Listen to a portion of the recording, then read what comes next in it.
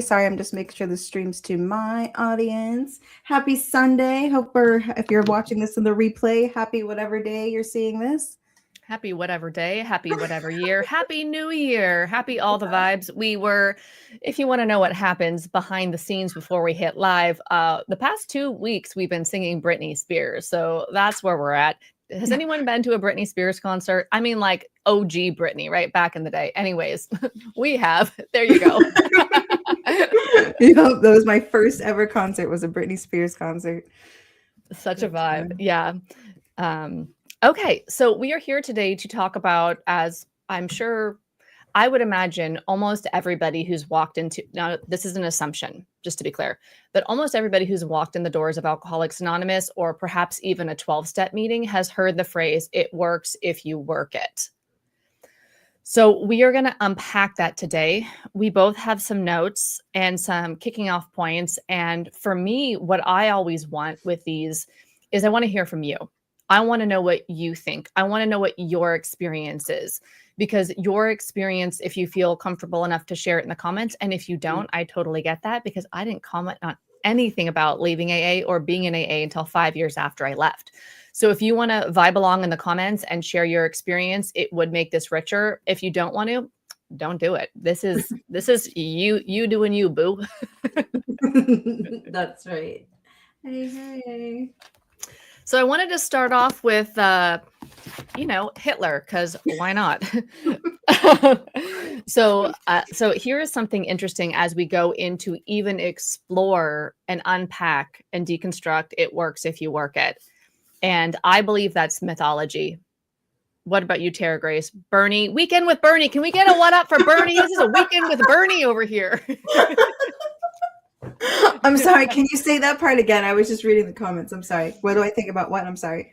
What do you think it works if you work it is mythology? Let's just start off there. 100%. As someone who worked the hell out of it and still couldn't quite get it, 100%. It's like, what do we call it? Thought stopping cliche, and 100% part of the 12-step mythology, all of that, all the folklore that goes with that. Yeah, 100%. Yeah, this is awesome. I see all the good mornings in the comment. Good morning, good evening, John, Sarah, Nelson, Tabitha, Kat, Kate, all the people. Do you think it works if you work it is a mythology? Let us know what you think. As a reminder, it's not what I think, and no offense, Tara Grace, the OG Bernie over here. It's not what Tara thinks either. It's what you think, right? It's about waking up our own critical thinking. To me, that's what deconstruction is. It's like, what the fuck do I actually think when I'm not told I have to believe this, otherwise I'm going to die. So yes. When we remove that baloney, God, I never knew I was going to be so much baloney, Okay, so I'm reading from a book called How Fascism Works.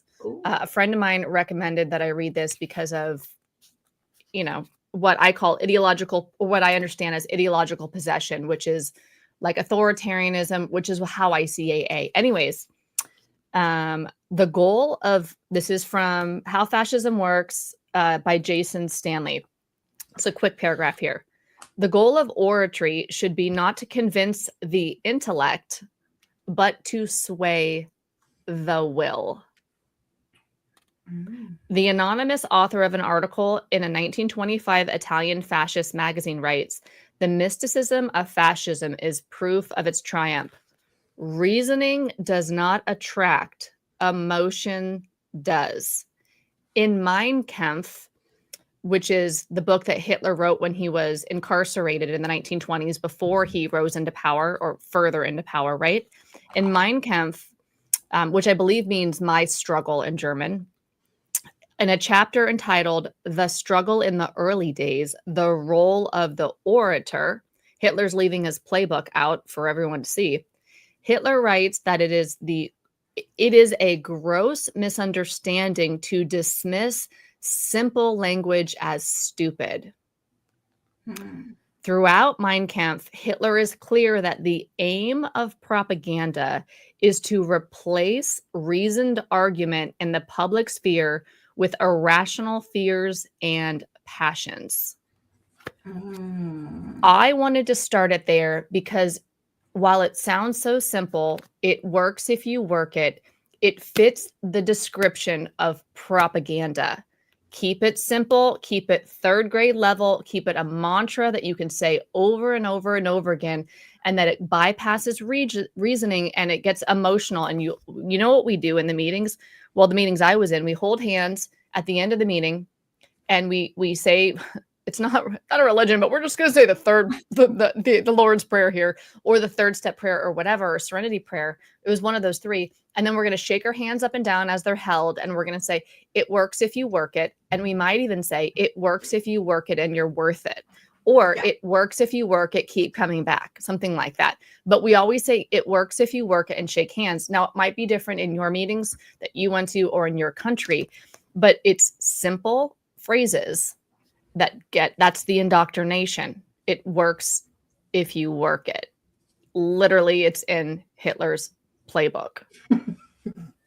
That's wild, dude. But it is, like you said, I mean, or like what you read too, it like I'm just absorbing it and thinking as you're talking about it. And it does, it bypasses the reasoning and it just makes it seem so simple. Like, oh, like, it works if you work. And it's like, of course, if you do the work, then it's going to work for you. And then anything else, it becomes like, well, you didn't work it hard enough, because it works if you work it. Look at all of us. We're proof. We worked it. It works for us. And there's just so much like bullshit. Like what Tabitha said, something up there, she was already trying. And when they say shit like that, you're already trying to do it, and then they're like, well, it works if you work it. It just makes you feel like more shit, like more of a piece of shit, because you're trying to work it, but it's not fucking working for you. So it doesn't always work if you work it.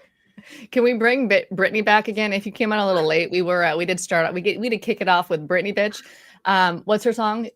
You better work. No, not you better work. It's get to work, bitch. Yeah. You better work, bitch. You better work, bitch. It'll work if you work, bitch.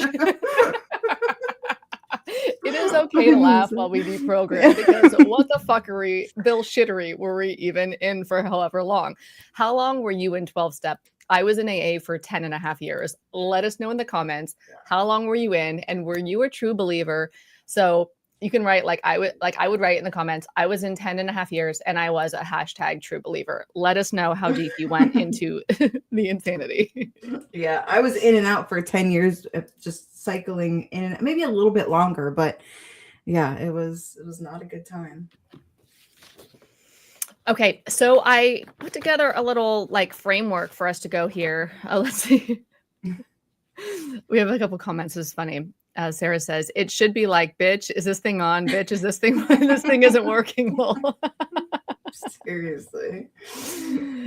Totally. Okay, so point number one, I thought that would be a good well, we did vibe beforehand. So these are kind of how we thought it would be a good idea to go through. Number one, if it worked, the numbers would look different.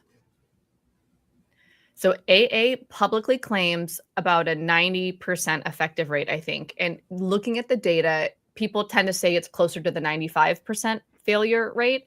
So if AA claims that they're very effective, but actually most studies that I've seen say it's 5%, maybe even 10%, but most of them say AA is a 5% success rate.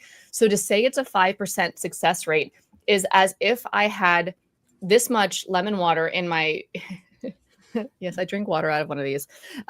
If I had this much water in here and I'm saying, oh, I'm full of lemon water. No.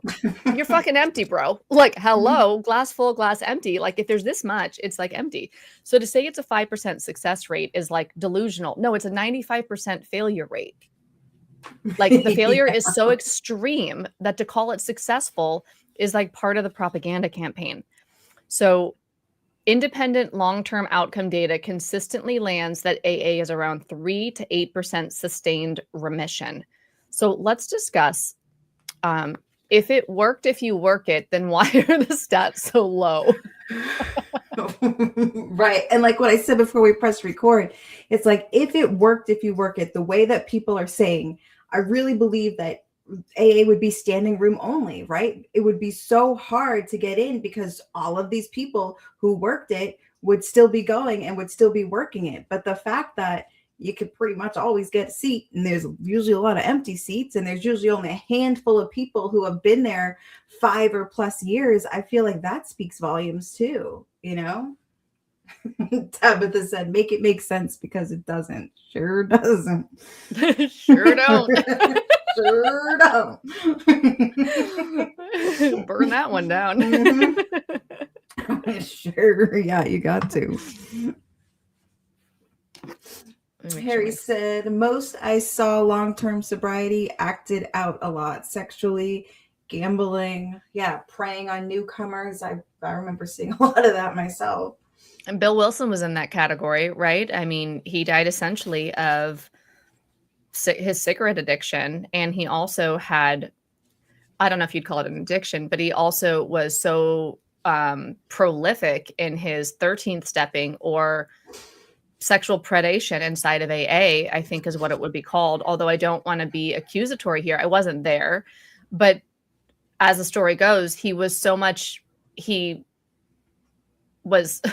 slept with so many of the people in his group that they had something called the Founders Watch, where they would literally have to go and watch him at meetings to make sure that he wasn't hitting on newcomers or any women in the groups. And I read that through the Orange Papers. I also read that he was doing that inside Oxford group too, which was not a vibe. I never heard that. The Founders Watch. What the hell, dude? Yeah, that might have been in the Real AA is where I read that. I'm not sure. At this point, some of what I've read in the books is all blurred together. Yeah. By the way, right now we are reading the quick commercial break. The Real AA. Let me know if you've read it, but we're reading this book right now. I love it. It is one of my favorite deprogramming AA books. So I want to make sure I give it a shout out right now while it's our book of the month and our Deprogram Book Club. The Deprogram Book Club's inside Deprogram Lounge, which is my free community. There's an app. It's if you're on my YouTube, Sobriety Bestie, it's the first link below, or just go to sobrietybestie.com. And there, it's hard to find. So there's somebody found like there's a free copy online, so the PDF's in there too. If you want to read it, it's really good. Yeah, what was I going to read from? Yeah, that's all. Sarah says, dude, that book is $45 on Amazon. Is that the right price? Yeah, I've seen it even like 100 and something on Amazon. I'm not really sure what the fuckery that is. I think I paid less than 20. I usually wouldn't buy a book that was more than like $15 or something, unless it was like, you know, so I don't remember how much I paid, but there is a free PDF online, and we did link that inside the Deprogram Lounge if you're in the community. So yeah. I like to have hard copies because I like to highlight. Yeah. I like to highlight them, and then I can also like put in little markers. Like if I want to like tell you something about it, like here's a little marker. Oh, this little marker's on the Emperor is naked. That's how I see 12-step. I'm like, bro, we all know AA is naked. Like the Emperor has no clothes, right? But we're not allowed to talk about it because then we're the crazy ones. Right. I get called crazy like every day. I'm like, dude. Emperor's naked. Like, crazy and a murderer every day, you know, killing people every day is what I hear. Killer. No, I don't want to make light of that because people do die from addiction, and we all know people who are no longer alive because of it. So I really empathize with that perspective. I just don't agree that it's true because it doesn't work if you work it, which is what we're unpacking here today. Right. Oh, okay. So then someone is saying here, I wish I could get the book AA, Who It Helps, Who It Harms, Who It Kills. Kirsten, how did you get it? I got it on Amazon. I don't have a hardback copy. I have it on my iPad. So I read it on my iPad. I believe it is, you know what? If you are on my YouTube right now, Sobriety Bestie YouTube, I believe it's the second link. The first link is for the community, Deprogram Lounge. The second link is for Deprogram Books. If you click on that, it'll take you to an Amazon page I created with all the deprogramming, critical thinking, and cult recovery books. It is on there. And the last time I checked, it goes through and you could buy it. And it's less than, I don't know, I think all the books on there are less than $20. But you know, things change. Kate says, Bill W., the Emperor is naked. Billy. Yes, he's naked. 12-step is naked. But it is. It's like the emperor. It's funny because I thought that I'm like, that's like when the emperor had no clothes, that whole like fable or whatever. And then but you can't talk about it because you're supposed to like be part of the con, or like you delude yourself into thinking that it's real because you're told it enough. Because right, propaganda, as Hitler taught us, is you say really simple things over and over and over again, and then people believe that they're true because it gets emotional, not logical. So we start to believe it works if you work it, even though most of the people who come bounce right away, like 95% of the people who come bounce within the first year. So point number 2, a system that blames the user for failure is not a working system.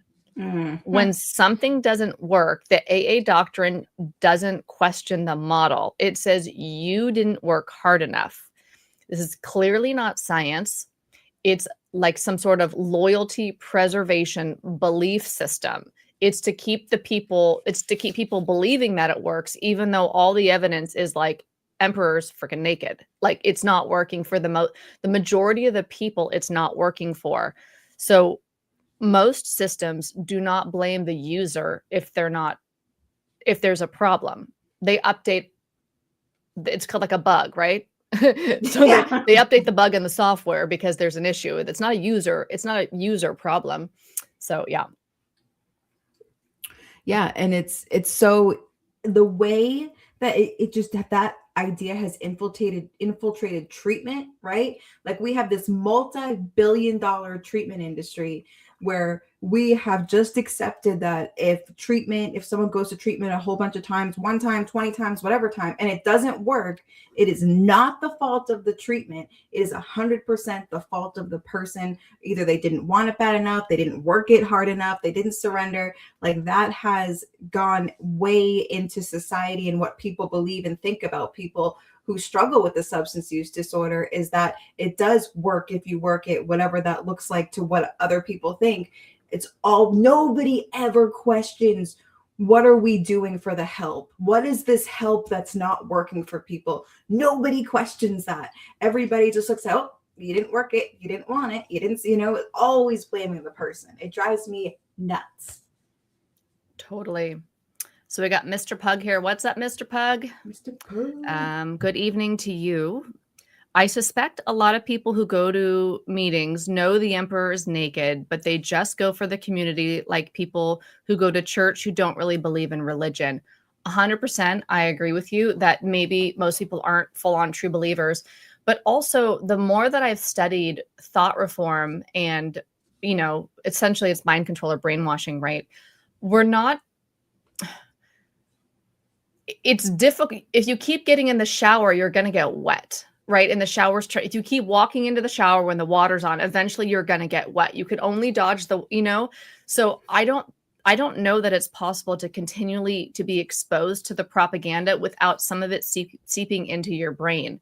I think that we're really vulnerable. Our minds are, and we start to water it. And look, I might not be, this is just my feeling, right? And so I think if we keep exposing ourselves to these harmful ideas or the ideology, that some of it's going to get in, and some of it is going to become come into our thinking, that it's just we keep getting hit with it. We're going to slowly, like that frog in slowly boiling water.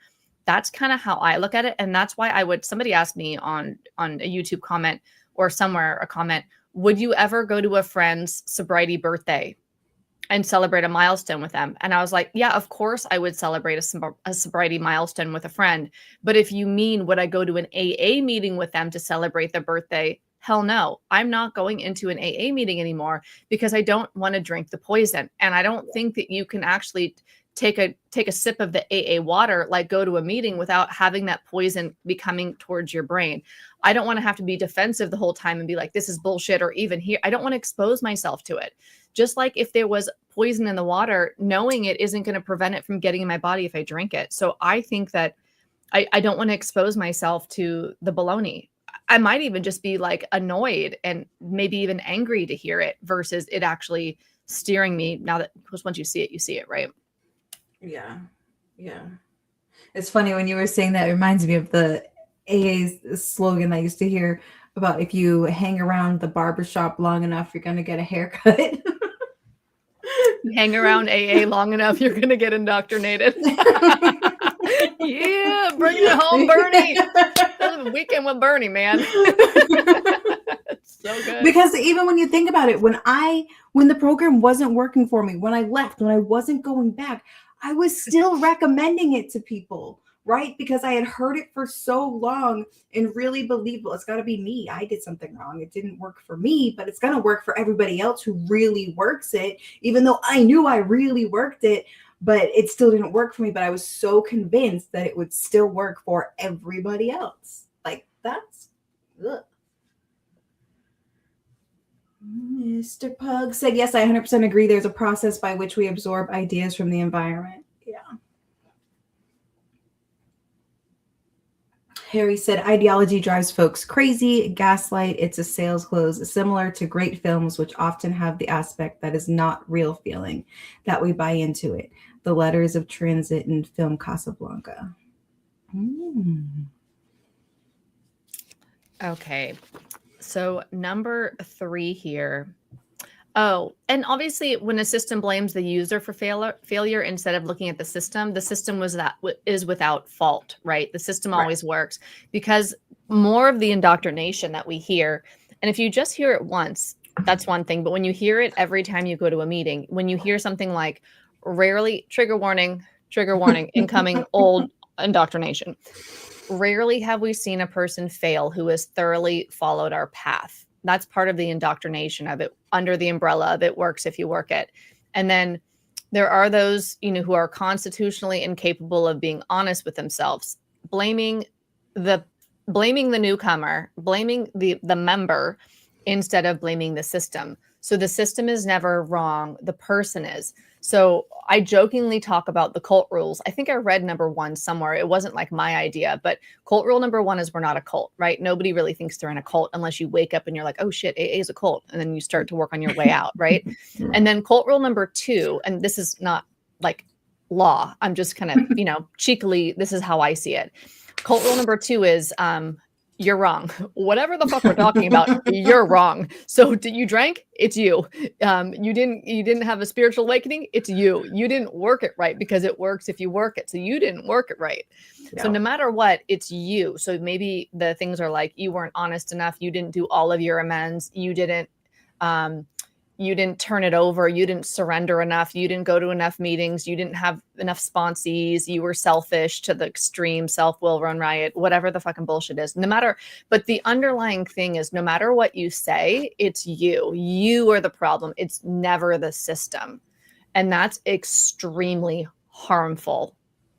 Period. Not even my opinion. That's fucking harmful. When you walk in vulnerable as fuck, coming in, maybe you're coming off some sort of medication or drugs or alcohol, post-acute withdrawal syndrome, your nervous system is dysregulated AF, and you're insecure, you're at a low in your life, a bottom, if you will, and they're saying, if you're not doing it right. So you already have all the shame, and now they're putting more shame inside you when the truth is 5% of the people are going to succeed, but they're telling you 100% do. And if you don't, it's because you have a problem. Yep. What? Yep.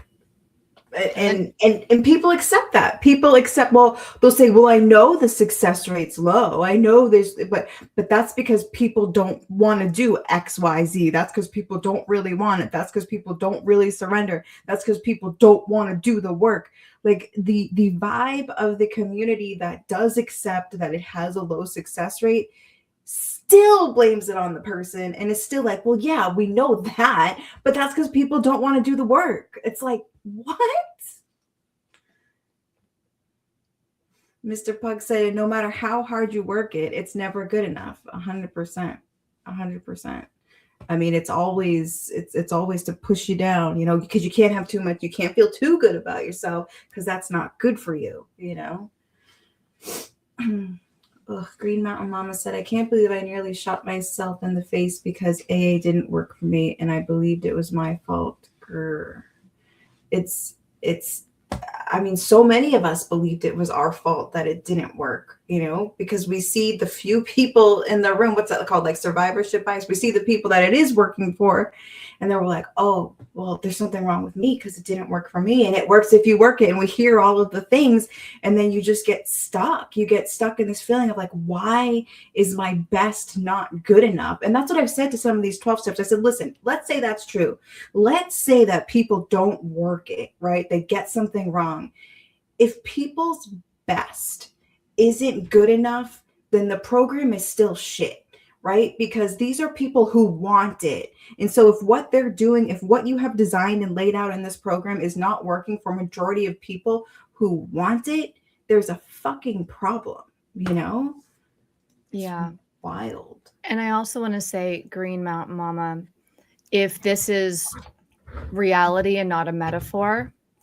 Oh, I didn't even think of that. Yeah. Like, I'm really sorry that that's where it took you, and I feel really sorry for all the people that I know that were also in that experience. I have so much empathy for the people that this is true for, if that's including you. And,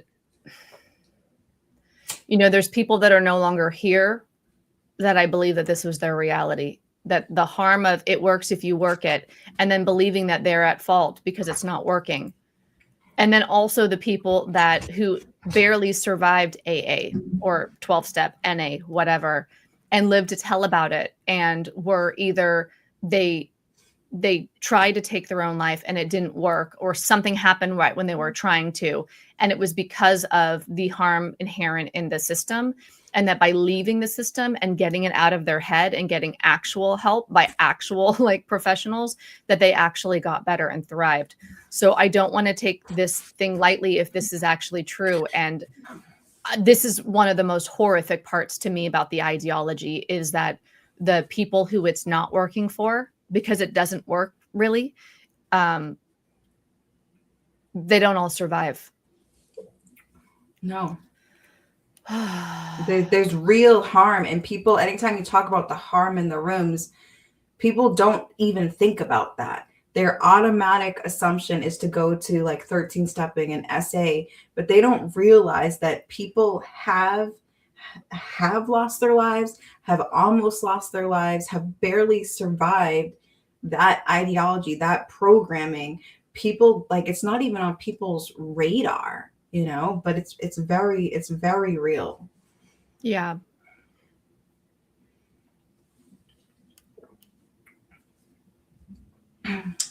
Kate said, my sponsor used to tell me that the problem was that I was not living the steps and need to stop using the word work it.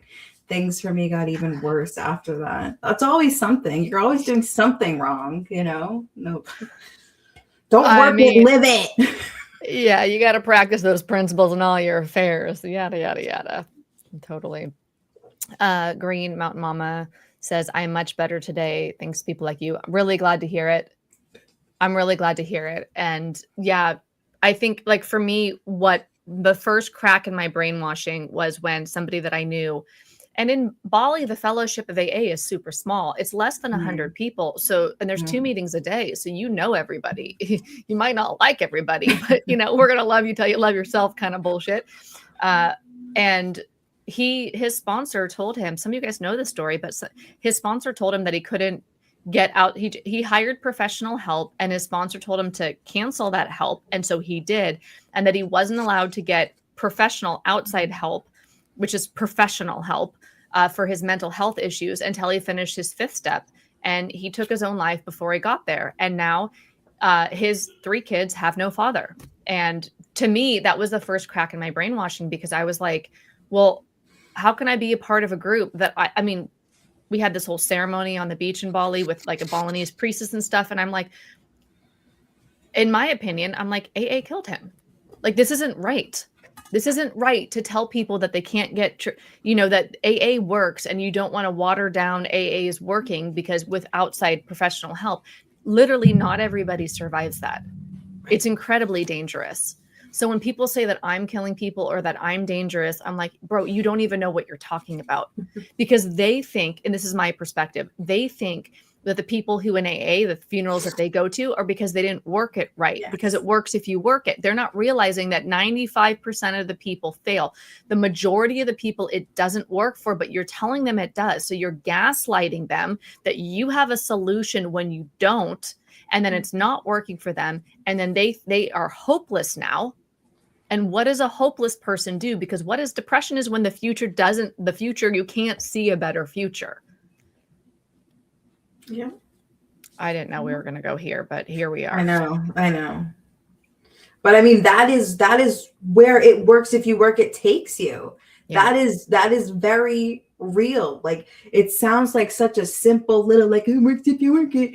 But when you fully believe that and you are doing all of the things and it's not working for you, that is where it takes people, you know? Dee said, Tara and Kristen, great work advancing this conversation in a serious and compassionate manner. Thank you. Appreciate that. Yeah, sometimes I don't know how to talk about this stuff because it is heavy stuff. And there's people that have some really heavy and raw shit around it, you know? It can be intense for sure. Like right now, like my heart's like, you know? Yeah, I'm like on the verge of tears even. I'm like really thinking about it, you know, like it's really this, if we really go beneath the, you know, because on the surface you have the 12-step trolls that are like, it works, it worked for me, therefore it works for everybody. And it's like, bro, you realize that your independent experience is not universal. Like, that's not how statistics work. You don't need to like be smart up on stats to know that one individual anecdotal experience does not imply the entire population has the same experience as you. What are you, 3 years old? Like when you went like this, your mom really disappeared. Like, like what kind of like, that's okay. Maybe that is self-centered in the extreme when you think your personal experience is everybody's experience, bro, just because it worked for you. And so, yeah, I mean, but underneath that is that like the people that believe that it's supposed to work for them and that it doesn't, and what that means for, I don't even want to call it recovery, because I don't even look at AA as recovery. I look at it as cult religion. It's a religion. It's a religion masquerading as a recovery program that does help maybe 5% of people abstain from alcohol. But would those people abstain anyways? Because another one of our points on my little points over here, we're going to skip to it.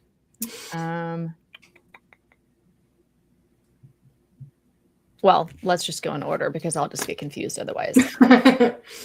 Okay, so number 4 is, number 3, a high dropout is not a lack of willingness. It's a lack of efficacy. The majority of the people leave within the first year, like 95%. Most are not unstable, unmotivated, or unwilling.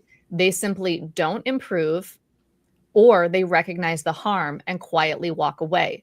I would imagine, my assumption, which is only as valid as my opinion, right? Which is not very valid, but my opinion, most people walk in and say, what the fuckery is this bullshit here? I'm out, and bounce. They hear the slogan, they see it for what it is, and they're like, I'm out. This is crazy. This is bananas. And they bounce. That's my guess, right? Your guess is as good as mine, right? Because I was in the cult for a decade. So that's my guess now. When I look at it, I'm like, oh, they saw it all and they're like, I'm out. I saw it all and stayed because of the love bombing. I could really use a love bomb when I was, fresh out of rehab, and they swooped me up and love bombed me. So I stayed because of the love bombing, because of the connection. And that's how I got roped in. And then I got indoctrinated in the 90 and 90 indoctrination boot camp. That worked. About 90 days in is when I was like, oh, if that's an alcoholic, I am one. But now I think the guy was, ADHD and autistic, and that's what I was relating to. Yeah. Yeah. I mean, I can't relate to the people who left, right? Because when I heard it, I was like, oh, this is the answer. This is what I have to do. But man, am I jealous of the majority of the people that left within the first year and didn't get sucked into the whole thing, because it's good for you. But it is interesting to think, like, what was it? Like, what made them leave? But I guess everyone's got their different thing. But it's probably is most people were like, what the fuck is this? Totally. Okay, number 4, Relapse is treated as a moral failure, not as a biological phenomenon. Modern addiction science recognizes neuroadaptation, conditioning, and extinction learning. That's why I love the science of Sinclair method. AA still frames relapse as a spiritual or character flaw. It's your fault because you didn't work it right. Usually it's like you weren't honest enough. But I've also heard you didn't make all of your amends as a reason why you relapsed. Nothing to do with biology, nothing to do with your brain, nothing to do. And that framing actively can worsen outcomes. There are studies that show that give evidence to support that AA actually makes some people worse. That hearing the AA ideology leads to worse outcomes for some individuals because they believe it works if you work it. They believe they have a disease. So now they're hopeless because they have a fatal progressive disease and it's working, but it's not working. So then they're like, well, fuck, my only other option is to check out. And now we never know. Like, I always want to clarify this. We never know why somebody takes their own life. We just don't. Even if they told you, we just don't know. Like, I just don't think we can totally know for sure. But hopelessness is probably a leading cause, I would guess. And AA is learned helplessness. And then if it's not working for you, there's hopelessness there too. Yeah.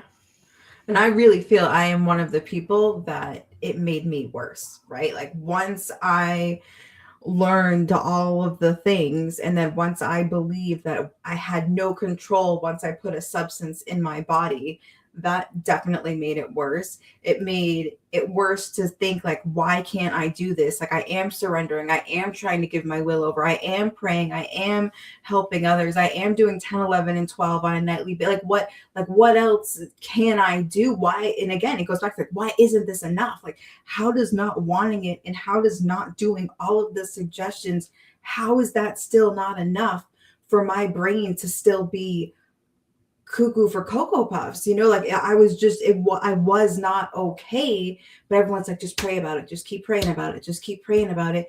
And eventually for me, I can only speak for myself. I was like, I fuck it. Like, I can't do this. I can't do this. And then I'd go out, I'd come back in, I'd hear all the things again. I'd be like, all right, this time I'm going to do it this way. And I'm going to make sure I write inventory 3 times a day and just check in with myself and call myself, all the things. And then it was still the same shit. And yet every time I feel like because by the end, it wasn't just going to detox, treatment, sober living. It was psych ward. Then, you know what I mean? Like, it literally made me, for lack of a better word, it made me crazy. It really did. Kate can relate. She said it made me worse for sure.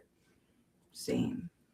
And I think that's why your story and your message, Bernie, Tara, is so powerful, because I think that's the majority of the experiences, because it doesn't work for the majority of the people.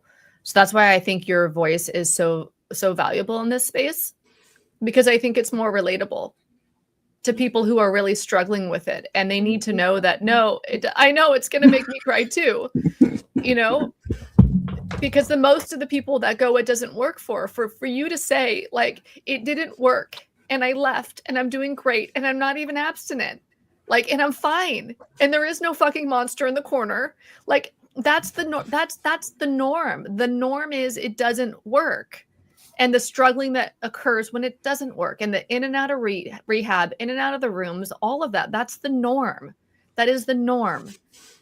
But it's people with my story act like my story is the norm, which is I didn't drink after going to AA, not even once, and not after rehab either. I'm not in the norm.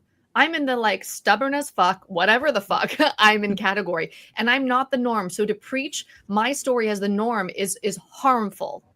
Yes, I get to own my story and share it, and it is my story. But your story is more than speaks to the 95% of the people. That's why I think that your message is so powerful, because it's so relatable. And it's like, it's true. Not that mine doesn't count. Mine, of course, counts. But I hope everyone hears that, like, whatever we've been through is like, our own story and our own journey. But 95% of the people who go, it doesn't work for. So it should say it works for 1 in 20 people should be what we say at the handshake. Are you one of those 20? You might be, but 19 of you aren't. The majority. Let's be honest. Yeah, they would never. And but see, I think it's really important for people that it did work for, like yourself, and people who are, really into actually backing things up with more than just like their experience and looking into things and like really seeing things for what they are. Because like, no, it did work for me, and I still think it's harmful as fuck.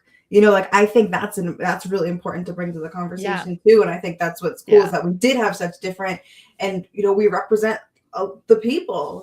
People have this is what people are living, but nobody wants to hear it because it works if you work it, baby. Yeah, they're because if people say you hated AA, you're an anti-AA, I'm like, bro, I loved AA. Literally, I was crying on Bill Wilson's grave, thanking him for my fucking life and saying thank you for channeling. This is my prayer, like at the foot of Bill Wilson's grave. Thank you for channeling the steps from God. I mean, how indoctrinated was I? I believed it. I believed the steps came from God. I didn't realize he copied them from the Oxford Group Cult Religion. He borrowed them from Bookman, Frank Bookman. So no, I loved AA the entire time I was in it. I loved it. I totally loved it. And then I realized it was bullshit. It's not true. And I was like, oh, I don't, integrity is, if I don't have integrity, I have nothing. I got to be true to myself. And if it's a lie, I'm out. Peace out. I'm going to go deal with the aftermath now, the deprogramming and the mind fuck of leaving because it's bullshit. And I'm not going to preach bullshit. Now, I might preach bullshit when I don't realize it's bullshit. Like if I'm in AA and I'm saying AA is the way, it's because I don't realize it. But once I see the light, I'm out. Like it's over. So if they say you hated AA, I'm like, no, bro, I loved it. And if they say it didn't work for me, I'm like, no, it worked for me. If you mean abstinent, it worked for me, but it did a lot of other work on me too. It was very disabling for me.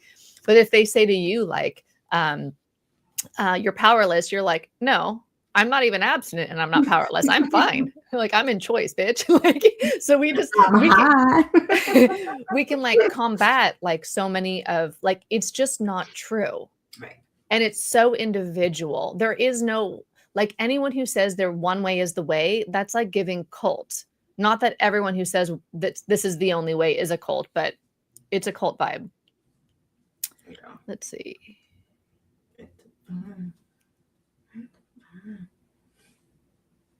Sarah says the self-fulfilling prophecy podcast you just put out was so good and so true. Oh yeah, I think that's the one with Rainey. Rainey went to one of the same treatment centers as Tara, different years, different graduating classes, if you will. But same indoctrination camp. Yeah. Okay, and Green Mountain Mama says 30 years of alternating between suffering with chronic or chaotic use and suffering with AA. It ate my life. So happy to be free.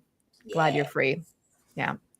Rick says, what up, Rick? Good morning. I'm in the stubbornness fuck class too. I'm pissed off that I made my decision on the day, but I kept coming back for 7 years. Yeah. It's a lot. It's a lot to process this.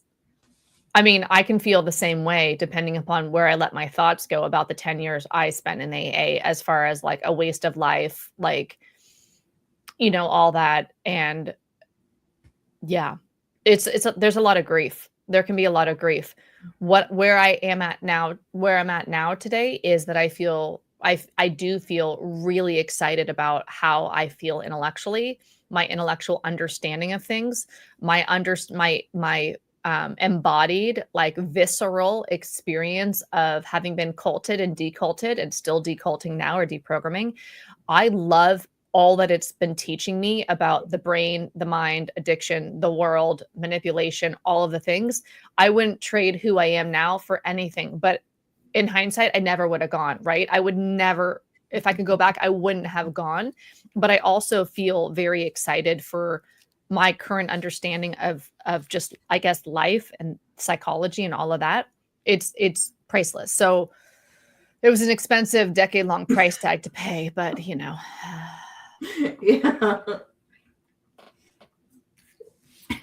Kate said, I loved AA while I was in it, but in the last year or so, I had the epiphany that I was really messing up my mental health, and it had been for the whole time.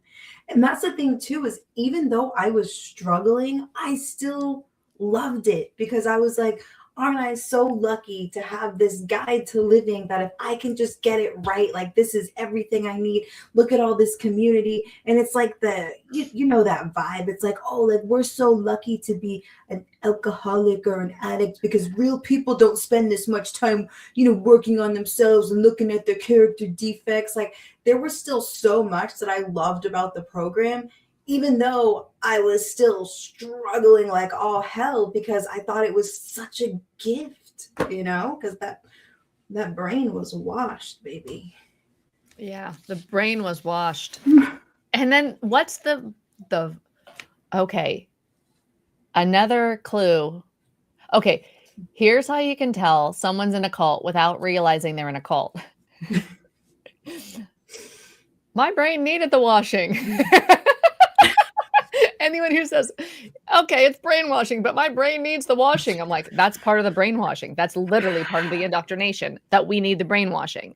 It's not a cult, but I need the brainwashing. That's like, I don't know. Sounds like propaganda to me. A way that you like break free from that's a bad thing. You claim it as if it's a good thing. It's like, what? Yeah. What? Okay. Then we have number 5. If the treatment worked, it wouldn't require lifetime dependency. So this is what I like to call forevery. If the treatment worked, if it works, if you work it, it wouldn't be forevery. It wouldn't be a forever recovery model. When I was like, oh, and I might have just made this up. Sometimes I make up things so I can help myself understand the world better, like leaving AA, because there's not a fucking roadmap. I was like, oh, it's a forever recovery model. So that epiphany for me, understanding that AA is a forever recovery model, helped me break free from this idea that to leave is to die, because AA is like, you have to stay forever for your daily reprieve. Otherwise, you're untreated alcohol, dry drunk, all these things, and you are going to go pick up again. And if you drink, you're going to get arrest, jails, institutions, or death, right? You're going to die. My fear was I was going to die. So part of the way that I uncoupled that from my brain of to leave is to die is I realized, oh, they're preaching a forever recovery model. Not all models, because it's not a truth, it's a model. Not all models are forever recovery. So forevery is an AA thing. In fact, recovery generally, whether we're talking about a broken leg, as y'all know, I'm becoming a broken record on the broken leg thing, but recovery is temporary. That's like anything that's big is large. It's like by definition, like recovery is temporary. So, okay, here's the next discussion point, or talk about whatever you want. But if the treatment worked, it wouldn't require lifetime dependency. Most evidence-based medical treatments include coping skills, trauma healing, harm reduction. AA structurally requires lifelong participation to avoid failure, devastation, doomsday, death, all of the threats that are inside the big book. Yeah. It sure does. And I know there will be some people who are like, well, I only go to like one meeting a month now or whatever, but you're still in the belief system that if you don't stay spiritually fit, if you don't keep working these steps and working with others, that your disease is going to come get you. So like they always talk about how like, oh, it says recovered in the, it's like, it says you're recovered, but are you really recovered if it's a forever thing that you are constantly having to do to stay okay? Like, I surely don't think so. Like, go back to the broken leg thing. Once you break your leg and it heals, you don't have to like keep doing, walking with crutches to make sure that it doesn't break. You know what I'm saying? Like, it's like, yeah. And it's a book. It's not a universal truth. Like if I drop this hair tie, which I don't even know why I'm holding, I'm just like maybe like stim toy. I'm just like pulling it apart under here. You can't see. So if I'm holding a hair tie, I know because it's a universal law. If I drop this, if I let go, it's going to fall. That's called a universal truth, right? Every time I do it, there's not once, unless I'm in space, like in a rocket ship or something, it's going to fall. That's a universal truth. AA, the big book, it's not like that. It's not like every time I do it, it's going to be 100% of the time, it's going to follow universal truth. It's not fact. It's fiction. It's mythology. It's a sales letter. It's a sales pitch. In my perspective, the Big Book of Alcoholics Anonymous is Bill's sales pitch. He got expert sales. I have the writing of the Big Book, and in there it says he co-wrote it with people who were like superstar salesmen of the time. It's a sales pitch. That's how I perceive it now, that the Big Book is a sales pitch selling religion as a solution to alcohol addiction, because Bill had a psychedelic white light God experience. So now he's pretending that religion's the answer, but really, what is psychedelics the answer? Because if we're doing a Bill did, you know what I mean? Yeah. Yeah.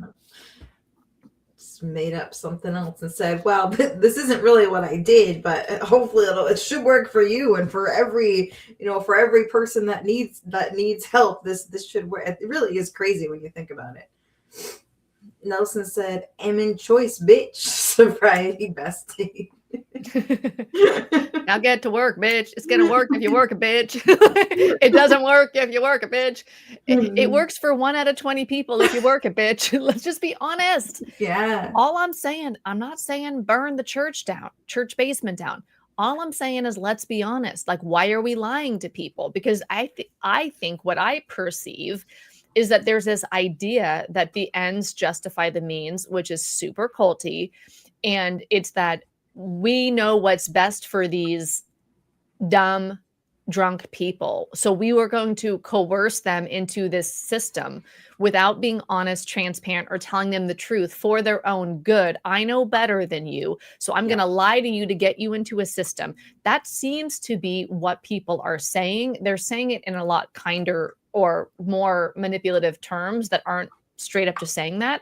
But it's kind of what it's giving is that we have to tell them this because otherwise they're going to die. Yeah. But it doesn't work. So if you just said it works for 1 out of 20 people, maybe try a more effective approach first. And if you've tried out the ones that like work for like 8 out of 10 people or whatever, and you want to come this route, okay. But look around the basement. There's 40 people in here. 2 of y'all are going to stay sober for a year. So if that's not you, just know it. You can keep trying. You can keep working it. But it's 1 out of 20 people. Right. And it's 1 out of 20 people, not because those people don't want it and aren't working it right. It's just that's what it is. Even with the people working it, it's like the ones that will just excuse that bad, that bad outcome will be like, well, yeah, but then they blame it on the people for it being that bad. Well, yeah, it's that bad because addicts lie, alcoholics don't want, you know what I mean? Like it's all of those things. Yeah. And maybe some of them don't want it. Okay. So that's probably true. There's probably like 100 or hundreds of reasons why it doesn't actually work. The main reason I would say is because it's literally not a recovery program. It's literally a religion. I mean, no other recovery program is like filled with like atonement, surrender your will and your life to God, confession, like seek God's will in all of your actions. Like it's literally a religion. It's not a recovery program. Recovery programs are like, okay, you're going to get triggered. Here's how you cope with triggers so that you don't use alcohol. Like the kind of practical things that we understand about modern science to help one recover. That's like saying strapping somebody to a chair is recovery for a broken leg. Okay. But what about a cast and crutches, like in physical therapy? Yeah. I don't know. Sarah said, I thought I was too good to be brainwashed, like I was a smart person or something. Wow, such an idiot. Not an idiot. It's just the program's doing what it does. I mean, I think majority of us prior to walking into that room, those doors would say like, no, like no one can brainwash me.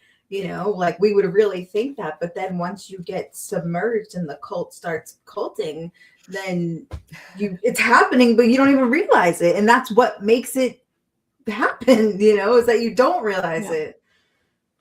We don't really get it. And we think that we're not vulnerable. And that's part of, I think, the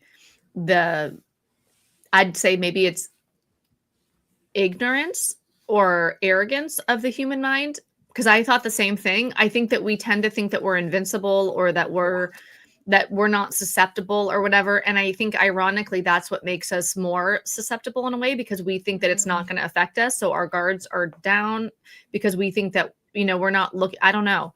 So I thought that, and what would have been a better strategy in hindsight is actually looking at brainwashing, doing the research on what it is, what it looks like, and then figuring out what that might look like inside AA. And then with that knowledge, self-knowledge does not avail us nothing. And if I took that self-knowledge and then I kind of knew what it was, now I know what the brainwashing is. Now I know it works if you work it as part of the brainwashing. I didn't know that. I thought it was a dumb, annoying phrase that people said, well, they held hand and prayed at the end of the meeting. So I left every meeting my first year like 5 minutes early because I wasn't going to say the Lord's Prayer. Like, go fuck yourself. I'm not praying with you guys, and I'm not touching, not holding your hand. I'm not joining your bullshit. I don't want to be in the religion. And then eventually, I kind of got over that or got indoctrinated further. But yeah, the indoctrination is it works if you work it. So I want to read a little bit really quickly from, it's called Resisting 12-Step Coercion, How to Fight Forced Participation in AA, NA, or 12-Step Treatment by Stanton Peele, Charles Booth, and Archie Brodsky. I hope I didn't. What page are you on? I'm on page 50. Okay. And this is from the 90s, right? So let's just hold that like as the truth as I read this. So the second paragraph down, but even this 5% success rate is questionable if AA's success in dealing with the alcohol problems is defined as the very modest level of 1 year's continuous abstinence. And then it skips a little bit further too. It appears to be no better. This is an interesting fact here, or point. It appears to be no better than the rate of spontaneous remission, which has been estimated to be at anywhere from 1% to 33% per year for those with alcohol problems. If this is, and then AA's recovery rate of 5% or less could be lower than the rate of spontaneous remission, which means literally doing nothing. Then I highlighted one line over here because I think it's so important. Let me know if you can read that. Can you read that one line that I highlighted? Yes. AA is actively harmful. Boom. I agree. Right? And this little, what sounds like annoying and then it becomes like a mantra, it works if you work it, is how it is actively harmful, because it's a dead out lie. It's a lie. And it works for 1 out of 20 if you work it. I'd be fine with that as a slogan because it reflects reality. There's evidence that support that could be true. And then number 6 is it works if you work it slogan reverses the burden of proof. Instead of proving that the method works, the method is just proving you fail. It's proving that you failed. So they're just saying it works if you work it without proving that. They're saying if it's not working for you, it's because you didn't do something. That's their proof that it works if you work it. So it's not logic. It's backwards. It doesn't even make any sense. But remember that first thing that we read in the fascism book about Hitler, how he's like, the goal of the orator should not be to convince the intellect, but to sway the will. Reasoning does not attract, emotion does. Doesn't it feel good to think it works if you work it, that there's a solution to your problem? It feels good, but intellectually, it doesn't make any sense. You look around the room and you see people don't come back. You know that people are raising their hand, getting another chip as a newcomer. You're seeing evidence of it, but reasoning does not attract, emotion does. Yeah. I mean, like I said, even as somebody who was literally just felt like I was going insane trying to make it work, hearing it works if you work it was comforting, because I thought that I just had to get it right. There was just something I was missing. And once I figured out whatever that was, that this was going to work for me. So it did get my emotion, and it did, keep me committed to something that wasn't working for me, because it works if you work it. So obviously I'm just not working it right. So I got to figure out whatever that is, and then it'll work for me. So yeah, totally. 100%. I can never say that first word right. Nelson says, coercing the most vulnerable gives me the spiritual heebie-jeebies. 100%. Yeah. Cassandra says, life can get better. We just misguided the cause. AA didn't save you. You saved you. Yeah. Blue Butterfly says, it's even more damaging and dangerous to go back into AA after starting the deprogramming process. Ooh, say more. I would love to hear this. Yeah. This is not my experience. Also, Blue Butterfly, keep your eye out on your mailbox. A copy of my book may be arriving on Friday. Okay, then we have, I remember having the will not happening to me thinking to. I'm a little, could you say more? I'm not following that exactly. Kate says, my brother was in a cult and I had even read about cults before going to AA and still I couldn't see it. The vulnerability clouds the judgment. 100%. I knew it was a cult when I walked in. They told me that I needed brainwashing. I knew it was a religion when I walked in. They said, no, we're spiritual, not religious. And then continued to say, you need to get God in order to live. So it's the group think, the pressure of it when you're so vulnerable. Talk about the heebie-jeebies, right? The vulnerablest I've ever been in my life, really. Well, going to AA and leaving AA is probably in there, the top 5, right? And they're giving you belonging and connection, which feels healing when you're at your most vulnerable or one of your most vulnerable, but all under the guise of you have to think like us. You have to believe all this stuff. And then they're telling you bullshit like it works if you work it instead of it works for 1 in 20 if they work it. Yeah. And then when you're getting the messaging also from treatment, when you're literally going to the place to get help and they tell you this is what you should do, this is the path for you, when you go to counseling and they tell you, oh, well, you're an addict, you're an alcoholic, well, you should go to these meetings. So all of the messaging is telling you that this is what you're supposed to do, and nobody's saying, by the way, it's also a cult religion. You're not hearing that anywhere. You're hearing this is where you're supposed to go. This is what you're supposed to make work. So, I mean, of course, then you add in all of the other stuff. Yeah, we get brainwashed. Yeah. Okay. So I'm just seeing now something from Isabel about what book was that? I think you're talking about this one. So if you're on YouTube right now on Sobriety Bestie YouTube, the second link is to deprogramming books. It'll take you to an Amazon page with all the books that I recommend for deprogramming, critical thinking, and cult recovery. The book that I was just reading out of is Resisting 12-Step Coercion, How to Fight Forced Participation in AA or 12-Step Recovery by Stanton Peele et al. It is like 30 years old, but I liked it. My interest isn't so much in coerced participation, like in court orders and things like that. But there's a lot of statistics in here. But of course, it's 30 years old. But there's a lot of, I don't know, I was really drawn to it. So there's a lot of good different books to read to deprogram from AA. And unfortunately, it's kind of like we all get like a master's in like cult bullshit when we leave, right? In bullshittery. Oh my God, that would be hilarious. And to like we could make like a university where we can like earn our masters in bullshittery so we can like free our minds from the cult of 12 step. Oh, I would love that. If there was at least a certification program for it, I would love that. I'm certified in bullshit. That'd be awesome. Okay. Kate says, I was in those rooms over 10 years and I saw no progress in the members with more years than me. I know, because that also like it works if you work it. What are we working like? Like you said before, like, okay, the program works. What is like it works? Makes you not drink, like, because you can still be a complete scumbag piece of shit person, and technically the program is working for, you know what I mean? Like there's just it's I don't know.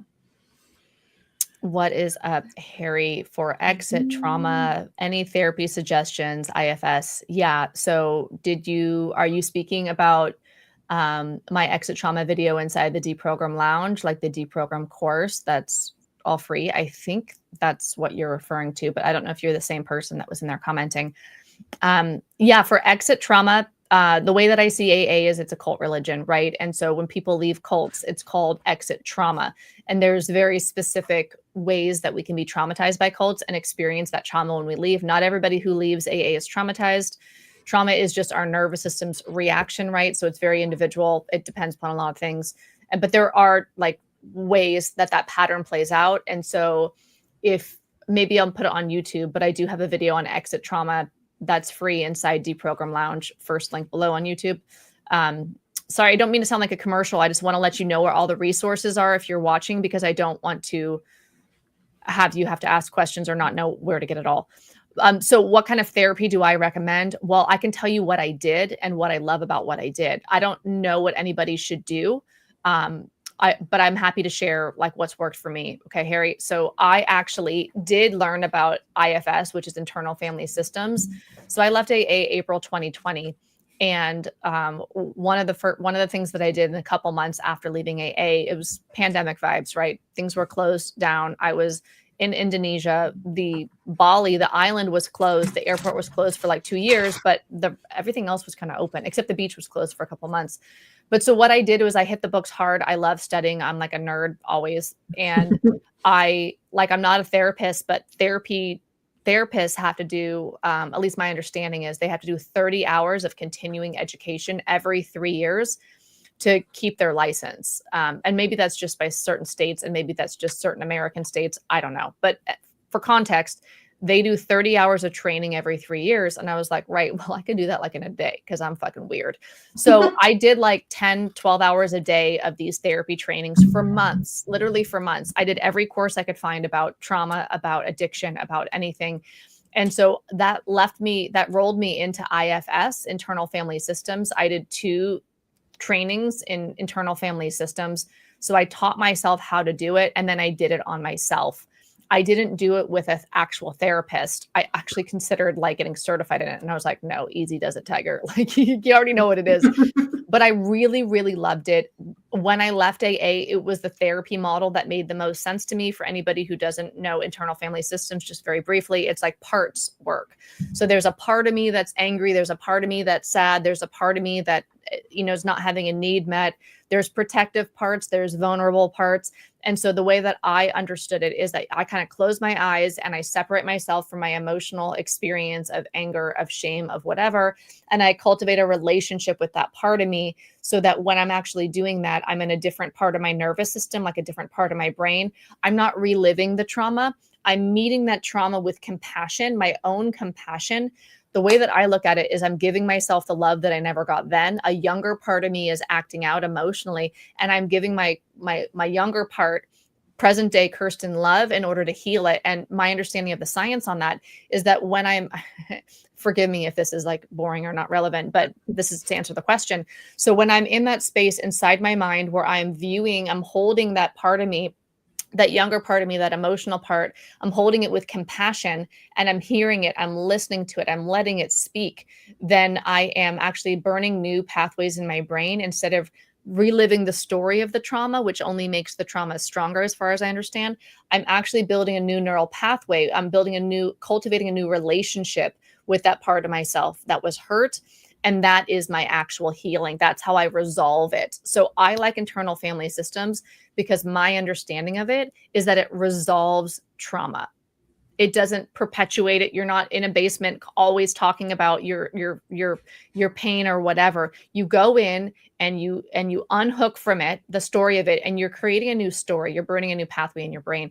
I love internal family systems. It's what I did on myself because I'm kind of weird like that. I love studying. And so I will read all the things. I want to know how it all works. I don't know. Curiosity. Maybe it's autism. I don't fucking know. It's just who I am. It's how I've always been. So yes, I loved internal family systems, but I don't know what anybody else should do. Like, Tara, did you go through any sort of specific therapy when you left AA? Is there a kind of therapy that you love that you think that would be good for deprogramming? I literally did all of my deprogramming just from speaking out and thinking that I was like an all pathways recovery person, right? And then I connected with other people who were in harm reduction and I learned about other things. Like when I first started speaking online, like I still thought it was a disease. Like I was still there, but I was just that there's more than one way to recover, right? Like that was like my thing. And especially because I used cannabis and like that was really my thing. But I had no idea all of the things, right? And then other people told me things, recommended books, you know, started doing some of my own research and just looking into shit and being like, holy shit. And I think for me, the most freeing thing was learning that majority of people don't find success in their rooms, and that majority of people recover without that kind of stuff. And then I was like, oh, like, and then that just like opened up this whole new world. And there's nothing specific that I've really done. And I certainly haven't worked with any professionals, and I haven't had any sort of path. It's just been messy and open. Mr. Pug said it would be great qualification. Tara and Kirsten have PhDs in billiardry. Oh my God. Make my mama proud. Okay. Green Mountain Mama says, I drank because of PTSD symptoms, but no therapist would work with me until I had a year of sobriety through AA, which made the symptoms worse. Yeah, it's totally fucked up. 100%. That's a trap. So Harry is saying, and talk therapy. So when I left AA, so I studied IFS and did it on myself, and that was super healing, and I loved it, and it was a vibe. And now I just kind of do it naturally because I kind of wired my brain that way. So if I have a big emotion coming up, I might close my eyes. I might imagine having a conversation with that emotion so that I can actually like process through it that way. That's just what I like. Everyone's going to be a little bit different though, what works for them. But as far as and talk therapy, yes. So I hired a therapist when I left AA. I'd worked with her before for childhood trauma. And so I'd already done like 2 workshops with her, like live-in workshops where we all slept together and worked together. And it was like, they were each like a week or like 10 days long on like primal therapy was the first one, and which is about childhood trauma. And then the second one was about like teenager kind of level trauma. So I had already had a working relationship with her. I called her and said, AA is a cult. It's bullshit. Like I need help getting out. Like alcoholism's not a thing. And she's like, I'm glad you finally see the truth. I totally agree with you. Let's do this. And so she was really validating because she's like, no, you're not going to die if you leave. That's obviously a lie. She just wasn't going to tell me that when I believed it. Right. But then I was like, hey, because she's a good therapist. And so she didn't know anything about AA specifically, really, only shallow stuff, but enough to know that it wasn't true. But through working with her, it turns out she didn't need to know all that stuff. I actually did a lot of research on all that stuff. And most of what I researched on AA, I've put free out on the internet. So the information is there now. The rabbit holes will be shorter because it's gathered. At least that's how I look at my Sobriety Bestie YouTube channel. It's like there's a lot of information there. So you can still seek all over the place, but there's also like specific playlists that you can go through to like learn things like the origin myth and AA as a cult. And I don't know, people really love my culty comments playlist because it's breaking down individual culty comments and showing the ideology in them. So I just think, yeah, talk therapy would be great, Harry. And you could also do a lot of the breaking false beliefs, like the deconstruction work on your own through watching the YouTube videos, through thinking things through reading science and understanding that the powerlessness thing is kind of a myth and disease is just an idea, not a reality. Yeah, so it's like a combo, I would say. You're lucky that your therapist was like that, because I do feel like most therapists, even though they don't know, kind of like what some people are saying in the comments, I think a lot of professionals, even though they don't really know what it's about, still co-sign the hell out of it and still think that people should go because it's everything that they've heard their whole life, you know? Hey, Tara, I have a question. Do you want to read this one and like hold the fort down while I go to the bathroom really quickly? Yeah, no problem. Okay. SSW Custom Sewing said, I found a therapist and just straight up asked, hey, I want to deprogram from AA. Can we work on this? Yes or no? It surprised me how many no answers I was given. Yeah, like what I was just saying to Kirsten is I feel that majority of professionals think, at the least, they think that, okay, maybe AA doesn't work for everybody, but I don't think there are many professionals out there who realize that people would need to deprogram from it. And there's so many things to it. I mean, maybe there's more therapists out there that are aware, but I certainly haven't encountered any of them. I don't think that, yeah, on my end, I can't put up any of the comments, but I definitely agree with well, not agree, but I definitely think that someone else even said it too on here. That's not, you're not alone on that. Most professionals are going to be that way, I feel. That would actually be like that should be, you know how like therapists have their different things that they specialize in on their website? That should like be a category, I think, is like deprogramming from 12-step is one of the specialists, because I think so many people are looking for that. That's not a route that I went. I think you can do it without a professional or without any sort of real method, but I think a lot of people want a guideline and want to work with somebody through it. So it would be pretty cool if therapists could. That's my specific, sorry, I keep putting my hands on my desk and then the whole thing gets shaky. So don't mind me. Progress, not perfection. My specific interest, and it always has been, is taking complex information or ideas or whatever and simplifying them and teaching them. What this looked like in my past is that most people seem to have like an anxiety around math. Maybe not most people, but a lot of people. It's very common that people say, I can't do math. But really, I believe it's not that they can't do it, it's that they have a story that they can't do it. So they don't really try because they feel like some sort of anxiety about it and then don't put the effort in. So my thing has always been, let me like figure out ways to communicate what I love to people who might feel like a resistance to the information. So when I was in graduate school for statistics, I was a TA at UCLA, and I would teach people math, statistics at college level, right? Who most of them did not want it or did not think they were good at it. So my job, as I saw it, was to share the information in a way that I could get them past their emotional issue, and then we can just have fun with the fucking data, which I loved, right? And so like when I was teaching athletes statistics, all my examples were sports, because now I'm speaking their language. Now they're confused. We're in the sports world. So I really love synthesizing information. And so one of my passions and what I really want to do with this work is I want to keep creating deprogramming resources. I want to synthesize it and make it really easy. And I want to just put it out so that there's the whole like way to move through it, and at least what seems the most logical way to me, like math, right? There's a way to go through it, and that's how my brain works. So I want to compile everything, like, and it's probably going to look like creating like a book or something, because I do have the course and I do have my playlist on YouTube, but I still want to bring everything together. So I'm very specifically interested in about putting everything into a solid way, like a book that you can give your therapist so they can read it on their own time without you having to pay to train them, so they can learn it. Or somebody could get the book and then go through and then like fill things out and like deprogram on their own. So I'm very interested in creating pathways through this trauma or this mind fuckery or this problem, solving this problem for people very logically, very strategically, very specifically. That's my interest. So there is a lot already there, and there's more to come. So those resources don't really exist,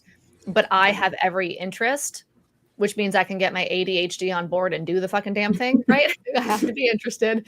So that will be coming. If you have ideas, please DM me. My DMs are open. If you have questions or you want specific things that don't exist, let a sister know, because I have the creative bug still, and that's my interest. I know like Bernie's interest is you do the weekend shows, right? You want to tell us a little bit about that for anyone who doesn't know when you have like like with the harm reduction stuff. Yeah. So it's one of those things, to be honest with you, sometimes like tabling itself is exhausting because it's so much peopling, but I know that it's kind of like what you're saying with the resources.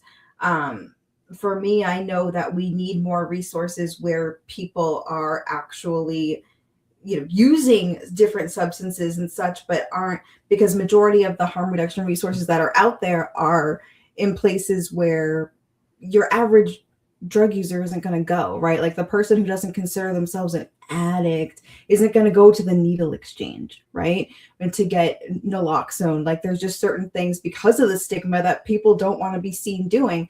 But majority of people who use substances don't have a substance use disorder, but they still need to use safely, especially with the illicit supply that we have out there. So for me, you know, I know that obviously cannabis isn't something that we really need to worry about, but there are plenty of poly substance users out there. When people go out, they like to roll, they like to, you know, take all different things. So I like to go to these events, provide the information, provide the free naloxone, provide the testing strips, and just give people resources, tell them about Safe Spot, which is an overdose prevention hotline that if you're alone, you call, let them know that you're using, and that way, if you know you become unresponsive, they can get help to you. But I just think that we need to have these conversations, because so much of it is just don't do drugs. Drugs are too dangerous right now. You can't do them. Stay away from them. But that's not reality, right? Like, reality is people are going to use substances. So it's just about having those open and honest conversations. And I would love to be able to get into like treatment centers and in prisons and stuff, but they just have the just say no messaging. Like, well, that's going to encourage drug use, so why are we going to do that? But if we know that majority of people are returning to use, why wouldn't we give them the information, you know? But yeah, that's kind of my special interest. Yeah. And then we have Nydia says, what's up, Nydia? The therapists today are now indoctrinated into the take inventory of your part culture without even thinking of trauma, family patterns, etc. Totally. Kate says, therapists who are uninformed might think that you want to deprogram to drink and they don't want the responsibility. Yeah, people are all bananas about it, 100%. And then D says, Kirsten, what are your thoughts on Cochrane revisiting their analysis from 2006 and 2020 and completely reversing the course on AA effectiveness? I'm not MS stats, but I have taken a few graduate stat courses. Okay, so I have notes on that actually, because where is my, okay, it's not here. Let me see. That's actually, I have a file called Cochrane Debunk. It's a video that I have a lot of videos that I want to make. I haven't made it yet. So when you look, here's some of my notes on that. When you look beyond the narrow abstinence metric, the article shows that AA does not outperform other treatments, not on total sober days, not on drinking intensity, not on functioning, not on life improvement, not on harm reduction, not on relapse severity, not on long-term consequences. In many measured categories, AA does worse. But what they're showing in that study, and I need to look into it further. So even reading that's before I've thought it through all the way, I've just made a lot of notes on it. They're showing that AA shows the most consecutive abstinence days in a row, but not the most total number of abstinence days. So they found a way to record it as effective. So what is effective? Is harm reduction effective? Is total abstinence days effective? What they're considering effective is total days in a row abstinent. So I feel like that's not accurate. That's not everybody's goal. My goal with sobriety, if I'm going to be honest about what I wanted my consequences to stop. I didn't want to get sober. I wanted to live, because I felt like the consequences of my drinking were going to kill me, right? And so success to me in effectiveness is not defined by AA's lens. AA's lens is abstinence is success. That's not what I think successful is. What I think successful is individual. It's harm reduction, and your harm reduction may be still drinking, or it might be abstinent. But number of abstinent days in a row is arbitrary to me, where it's more abstinence days total. That's also arbitrary to me. What seems to me to be the most effective thing is reducing harm. Anything else just feels like arbitrary. Like you're making up your view, and you're putting your view on us as if your view is correct. Number of abstinence days in a row is what that study is measuring. As far as, again, this is a little preliminary. I was reading you some of my notes that I took like a month ago, so it's not fresh in my head, but I do want to make a whole video on why I think that the Cochrane study is misleading. So those are my preliminary thoughts. And like you're saying about what they're defining as success, right, is numbers of days absence. And I think that majority of us, I don't want to speak for everybody, but I do feel like a lot of us who are not abstinent in our journey now in life after chaotic use and life after 12 step is because we are not, like, our mental health is not better when we are abstinent. So if I get 3 months strung together abstinent, but I'm literally like at the edge of my seat pulling my hair out of my head, you're going to consider that more successful than 2 weeks doing really well, showing up for life, and because I smoke a little bit of weed. So it is like the qualifiers of what success is. It's like, yeah, you can be abstinent but still not be better off than you are when you have a little bit of THC running through your blood, Yeah. And more important than days abstinent in a row, I would think, is resolving of the reason why you were problematic in the first place. Yeah. For me, it was dysregulation. It was unresolved trauma, unrecognized neurodivergence. There was a lot of things that I didn't understand about how to optimize my brain and my nervous system. And it really came down to my nervous system. And because I didn't know how to, I didn't have a good strategy to work with my nervous system other than alcohol. Alcohol was my strategy. But mindfulness is a better strategy than alcohol because it has long-term results, right? It can change my brain. So yeah. And that goes back to that whole thinking that like the use of the substance chaotically is the main problem, when most of us it's either a coping mechanism, a strategy, whatever it is, to something else going on. So when you're looking at it, that is the main thing, then I guess, yeah, the qualifiers would be different, what they consider success. Sarah says a drug is a drug. And I think that's the eye roll one. A drug is a drug is a drug. So I had somebody say the other day, I think I said this on Thursday's live stream. I had someone say in my comments the other day, AA is the most effective. I'm like, yeah, but it's 5% effective or 10%, where Sinclair method is 78%. And then the other person said, but Sinclair method uses drugs. I don't want to be addicted to drugs. Ha ha ha ha ha. Like as if what I was saying was crazy. I'm like, I can't. Go take a Tylenol, bro. Like, what do you mean? Like, are you just saying like you don't ever take anything at all? Like you don't even take caffeine? Like you literally don't take anything? Like, where is your purity? Like, what is this, your religion? Like, I don't know what you're preaching here. Like, does that mean you're gonna have surgery without anesthesia and without antibiotics? Like, what are you fucking saying, bro? Like, what's the problem? The idea that medicated assistance therapy treatment. Medicated treatment. Okay. The idea that medicated assisted treatment isn't valid recovery is AA ideology. That's why my current level understanding, which is still sophomoric, of the Cochrane study, is it's assuming that we all have the same goal, which is number of days abstinent in a row. We don't all have that goal.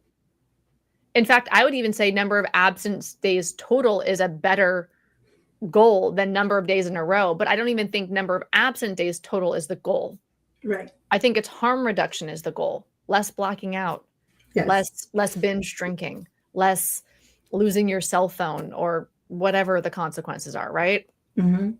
There's so many things that you can do to get people excited about the path of recovery that don't come down to complete abstinence. Like you were saying, if they have less blackout days, if they, drank more, even just hydrated more, so they were less hungover those days, like those small wins that you can celebrate with somebody to get them to a point where maybe it's not complete abstinence, but they have reduced how harmful what's going on is doing to them, Yeah, because 100%. Coercive control is not a vibe. It's 2026, people.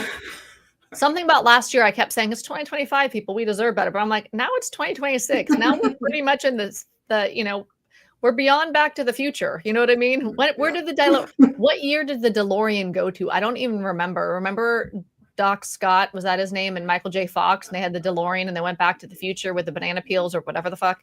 And when they went to the future, what year did they go to? We've passed that year, right? We're past Back to the Future. Yeah. We deserve better. Definitely deserve better. Okay. Kate says, that kind of book would be so important, Kirsten. You know what? I was journaling this morning, as you do. Actually, I journaled for 10 minutes about what I want to create, and then I side quested. Do we have any other like neurodivergents here who love all the rabbit holes? So my current rabbit hole that I started yesterday is Winston Churchill.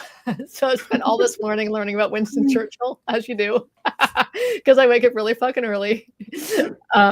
But before that, I did journal, and I came up with actually I don't know, guys. There's 4 books that I want to write, all on deprogramming, and they're different. And one of them's already written. I wrote it like 7 months ago. I just never did anything with it. So I want to revisit that book. It's an introductory deprogramming. It's just some of the bullshit to like break up right away. I want to do a memoir. I want to do a how-to logical breakdown, which is the one that I was talking about, step by step, like how I would structure it, but go through the book as you want, but in an order. And I think the value of a book versus videos, even though I prefer videos, I prefer it being visual. I learn better that way. The value of the book is that you can highlight it. You can go back to it.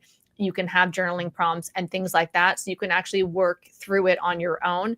I think it would be like helpful in addition to therapy if you do therapy, or as its own thing, because then you could unlock yourself, you know what I mean, in your own time, in your own way, in your own pace. So and then I also, because you guys love the culty comments so much, I thought, what if I just have a book that's about culty comments, and it's just all of that, and then I go through it. I'm like, that would actually be really fun. And then that would be like a fun way to do deprogramming. Anyways, I have so many ideas, and I've listed it all out. And so it's coming. It is coming. Yeah, we have that. You absolutely buy a copy. Yeah, I think there's so much value in just having things in print. And so, yeah, like that's my desire is to put things strategically in. Like, did you guys ever do strength finders where you can find your top strengths, and you do that survey or whatever? Like there was a book about it 10 years ago, 15 years ago. But you can also go online and find your top strengths. No matter how many times I take it, my number one strength on there is strategic, is strategy. So that's the way my brain works. I want to put everything in an order that makes sense to me, kind of like a math problem or like a statistics thing. And that's kind of like what I want to create. And I love that you're harm reduction, Bernie, and that you want to go out and you want to help keep people alive in that way. And I want to, help people get through the mind fuckery. My biggest trauma isn't any of the things that I went through, like the essay when I was a kid or anything like that. My biggest trauma, when I really understand neurodivergence, is particularly autism, but also ADHD. But I think this is specific for a lot of, or most autistic girls and women, is being what I call globally gaslit, where the world is constantly reflecting to me that my reality is wrong. So the fact that AA is a lie really hits the core of like my soul with fuck you, stop lying to us. Fuck you, don't tell me my perception is wrong. Fuck you, don't make me believe lies as if they're true and then live inside that lie castle. Fuck you. So I take the mind fuck very seriously and want to like solve that problem. And you've probably lost a lot of friends. You've seen a lot of things without the harm reduction being there, so we all have our passions. Yeah. Sorry, I'm going sidetracked here. That's okay. Another big thing for me too is, in speaking out about this stuff, is so much of the treatment is based around this stuff. And I think so many people don't even realize there's a problem because of the it works if you work it mentality. So many people don't think there's anything wrong with treatment being 12-step based, or so much of the ideology coming from there. They don't see the problem, because if the person wants it bad enough, they're going to make it work, is the mentality. So it's like people have to hear this shit to realize there's even a problem. Like people don't even think there's anything wrong with treatment. They think that, we just need more, more beds, and people have to want it. Like they think those are the two hurdles. It's like, no, the treatment itself is trash, but people don't even know that.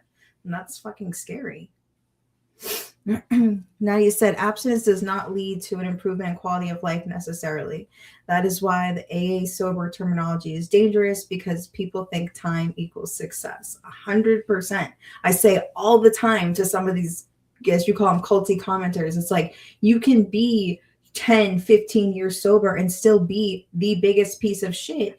But what makes it so scary in AA land is that you can literally be known for being a predator, but because you have time, that means so much more than the fact that you are a predator because, well, people need to focus on themselves and some are sicker than others. And if that's a known predator and a girl gets a ride home from him, well, that's on her because everybody knows like time is all you need in the rooms to be unstoppable. And that is terrifying.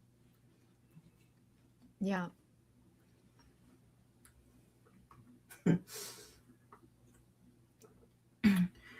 Isabella said, I felt like A told me can't even take a Tylenol, yet would find out others were prescribed Xanax and yet celebrating years of sobriety. So much contradiction.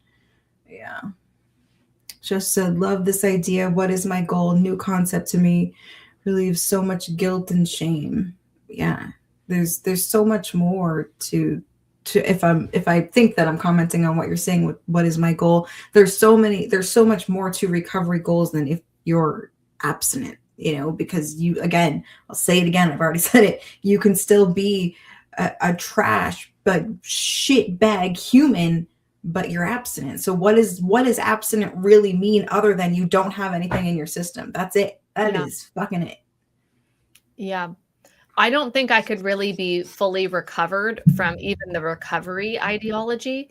I recovered from my alcohol addiction in a period of time. I'm not sure how long that took, but for sure my brain needed to recover from that, right? Even with cigarettes, there was a period of time recovery.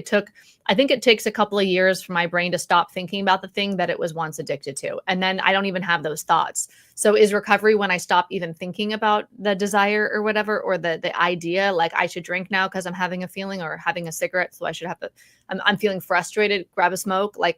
So it's a period of time, but I wasn't able to be fully recovered from even some of the concepts in AA until I realized I'm neurodivergent. And I realized that some of what they said I needed to be in forever recovery from was fundamental to my wiring. It's telling me that I need to be, a character defect that my sponsor said I had was essentially what I now know is called monotropic thinking in autism, or hyperfocus in ADHD.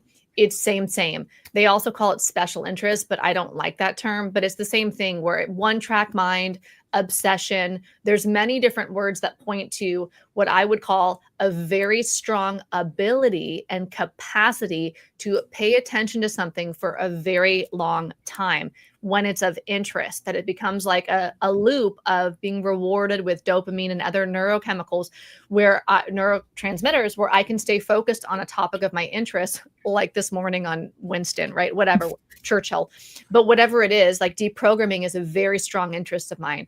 And so, where was I going with all this? Completely squirreled out. Oh, my sponsor called it a character defect. And so I'm supposed to pray away it. And we didn't call it monotropic thinking. And so I'm doing all this work, and it's going to work if you work it. But so I'm in this so-called recovery model. I'm in this religion that's telling me that fundamental parts of how I'm wired are wrong and need to be given to God and prayed away and written on and inventoried on. And I need to go against the stream. I need to swim upstream against the stream, raging rapids. I need to do all this effort instead of just letting go and being who I am. And until I got popped out of AA ideology, I couldn't actually find full-on self-compassion, self-acceptance, and I guess even peace, because I was forever trying to work on something that's not going to be worked on. That's like me inventorying my bones and trying to pray my bones away, or trying to pray my heart away. And it turns out if you don't have a heart, you can't really function, right? So if I no longer have a nervous system, I'm not going to be alive, but I'm trying to pray away fundamental parts of myself as if there's something wrong with me. It gets to this, guilt and shame that's in this comment here. And it's like, it's just the wrong model. Works if you work it. No, I can't accept myself and move the fuck on with my life when I understand myself. And I can't understand myself through a sales pitch. People are here were saying, like Harry says, it's all a sales pitch from your videos. Thank you. Yeah, it's not true. It's ideas. It's old ideas. He's selling his idea that religion is a solution to alcohol addiction, but he's pretending it's spirituality, but he stole religious steps. That's what it is. So choose it. If that's what you want, do it. But let's not lie about what it is. Yeah. Yeah. Like Isabella said, you said your monotropic thinking is your superpower. And I know a lot of us appreciate all of your research and time that you put into everything that you do talk about, because I'm interested in it, but I can't sit down. I can't sit down very long, and focus like that. I just can't. But I love that you can, and I love the way that you break shit down, and it makes it easier for me to listen to it and to understand it, even though it's something that I've been talking about for a long time. It's like, oh shit, there's more to it than just like these couple things. It's like there's even more to support this, and then it's just like it makes it that much more exciting. So I definitely agree that it's your superpower, not your character defect. I was literally praying it away. How fucked up is that? And I tell my story not because it's going to be yours, although it might be yours as well, because I know there's a lot of what's called ADHD, big A, little U, big DHD, like ADHD and autism. There's a lot of ADHDers out there who realized that they were identifying with other ADHDers inside 12-step, and then they leave and we're like, what the fuck, And so I realized that my character defects that my sponsor told me I had that are actually fundamental parts of me, I know a lot of you have that in your own way. So it might be because you've been assessed as bipolar, or you've been assessed as this or that or whatever. And so some part of you that is probably more fixed, although I hold it all loosely because there's neuroplasticity, but there are parts of us that are a little more fixed than others. And if we were told they're defects and we're on a hamster wheel to nowhere. Mm-hmm.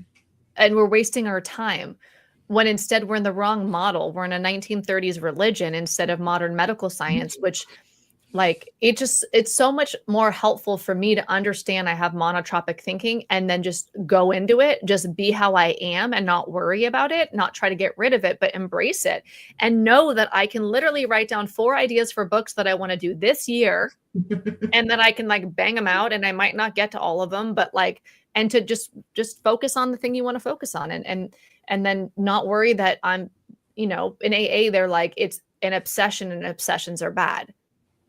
Okay. That's like me telling you that being over 5'7" is bad.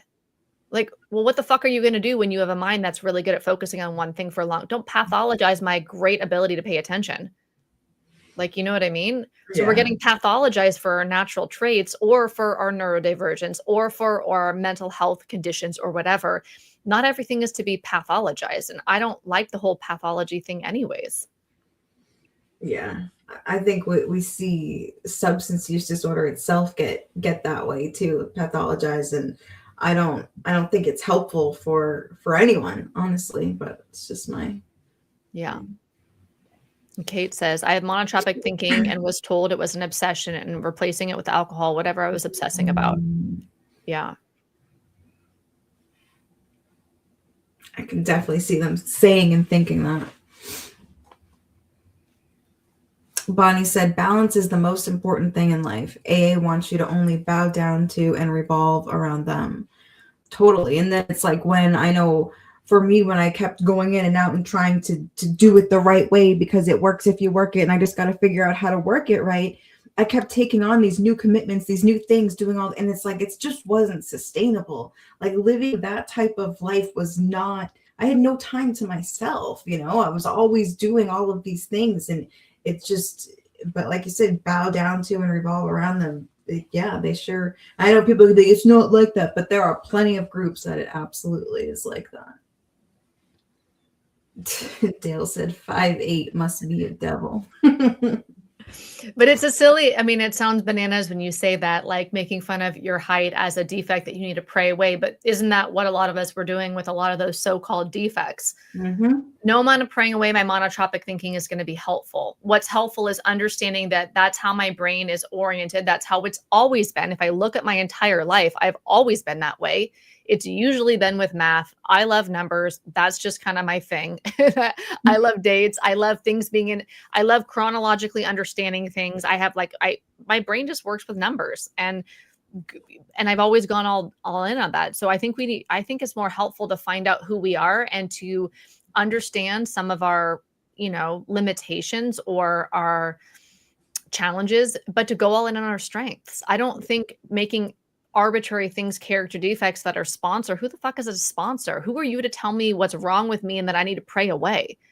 And it turns out it's actually how I am. So that to me is incredibly problematic. And I'm not the only one experiencing that. I think if you're listening, watching the replay or live, that maybe there's things you can relate to too. And that's part of how it's super problematic, making us believe that parts of who we actually are need to be suppressed, given to God, removed, inventoried daily. So what, we can put on a mask and try to act like we're different than we are. Like that's literally was my AA experience, was putting on a mask and pretending, trying to be this person that I thought I had to be, that the program was designed. That nailed it right there. That was my experience. Hands down. The Muppet named DMO said a lot of people will use your mental health issues to take advantage of you in AA. Yeah, and I hate how too, like you'll have people will come in and say like, I'm this and that. Like, well, of course you're that. You were just drinking alcohol, or you were just doing drugs for the past 20 years. Like, that'll go away once you start working the steps and blah blah blah blah. No, buddy. Rick Jones said, bring it, Tara. Great point. 1 meeting a month is fear that there's some disease that will kill you. It's all superstition designed by the cult. Yeah. All right, guys, point number 7. I forgot about our points, but I'm going to get back to the point 7. We got point number 7 here on the points here. Okay, and actually, Tara Grace, you brought this up at the very beginning. You said the words, so we're just going to circle back to the beginning. Number 7 is there's a 5% or 5% success is not recovery. It's survivorship bias. You said survivorship bias at the beginning of this session here. So the visible success stories are the survivors. The silent majority who didn't improve are simply erased. This creates a distorted public narrative. So we don't know who's found a different method and had success. We only hear from the successful people in AA. And so for the people in AA, I know this was kind of true for me when I was in there. When people go out and leave, we know that we're saving them a seat. What is we're saving you a seat means? It means we know you're going to fail and you're going to come back and we're here for you and we're going to love you till you can love yourself again, right? And so it's, oh God, it's so condescending. I want to throw up as I say that. So yeah, it's the survivorship bias that Tara, you kicked us off with. Yeah, you see the people. I remember seeing the people that it was working for, right? So I'm like, oh, like here it is, like the proof right in front of me. If I just work it, then I too can have what they have. Like, and but I'm not looking at all of the people that I've seen and I don't see them anymore. And because in my mind, well, they're not there. Like you said, they're the whole saving the seat thing. Well, it's not that they're out there and thriving, and I'm sure a shit ton of them were.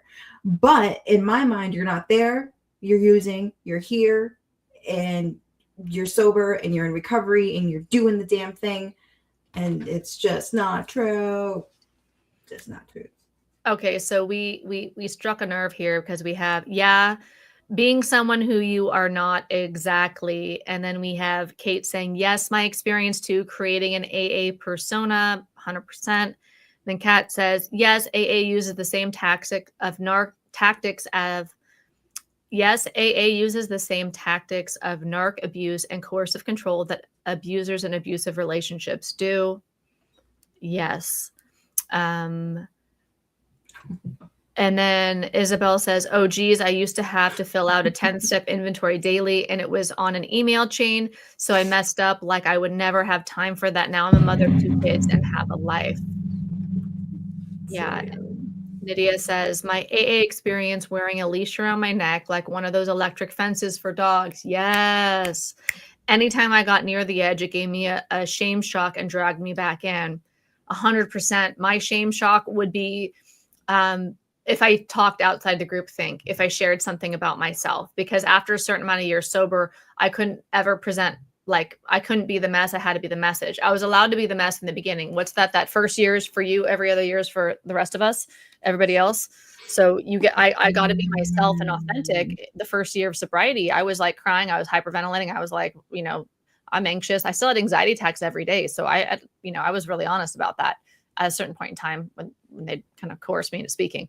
But later on, you have to carry the message, right? You can't carry the mess. You have to show them. You can't be all of you. You have to be the part of you that is okay, that shows that and validates that AA is the way and that AA works. And it's crazy when I think about how many times I carried the message, but inside I was completely just falling apart. But because I could quote the big book and, say a couple things that sounded good, everyone thought that I was doing okay. But think about how many people, I mean, obviously I'm not going to make assumptions, but I'm sure there are people who are carrying the message who inside do not feel like what they're saying, but because of that mentality and that culture of that's how you're supposed to be, you got people dropping their spiritual grenades and their spiritual bombs, but inside they're completely exploding and not okay, We got Last Green Man. Good morning, Josh. Good afternoon, Josh. Like there's anything remotely of value or reasonable behind the 12 steps. They are dehumanizing nonsense that are dangerous and honestly just a bludgeon for narcissistic sponsors to abuse people.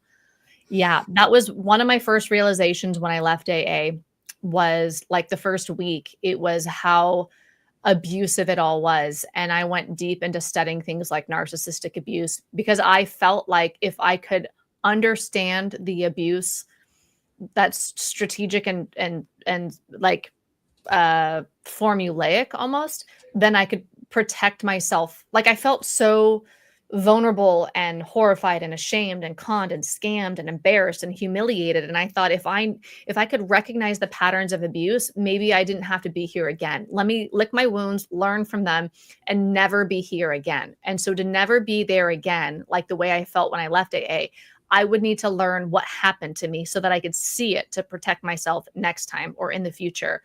So I studied narcissistic abuse, and a lot of people are relating to that. I know I've seen a lot of comments on it, especially after Rainey's video about him talking about it. I did a video inside Deprogram Lounge, inside the course, which is free, about how AA is like narcissistic abuse. I'm probably going to put that on YouTube. I haven't yet, but yeah, a lot of us, it's just a cookie cutter is what it's called. Cookie cutter. It's like cliche almost. It's like verbatim. There's so many comments. Sorry, guys.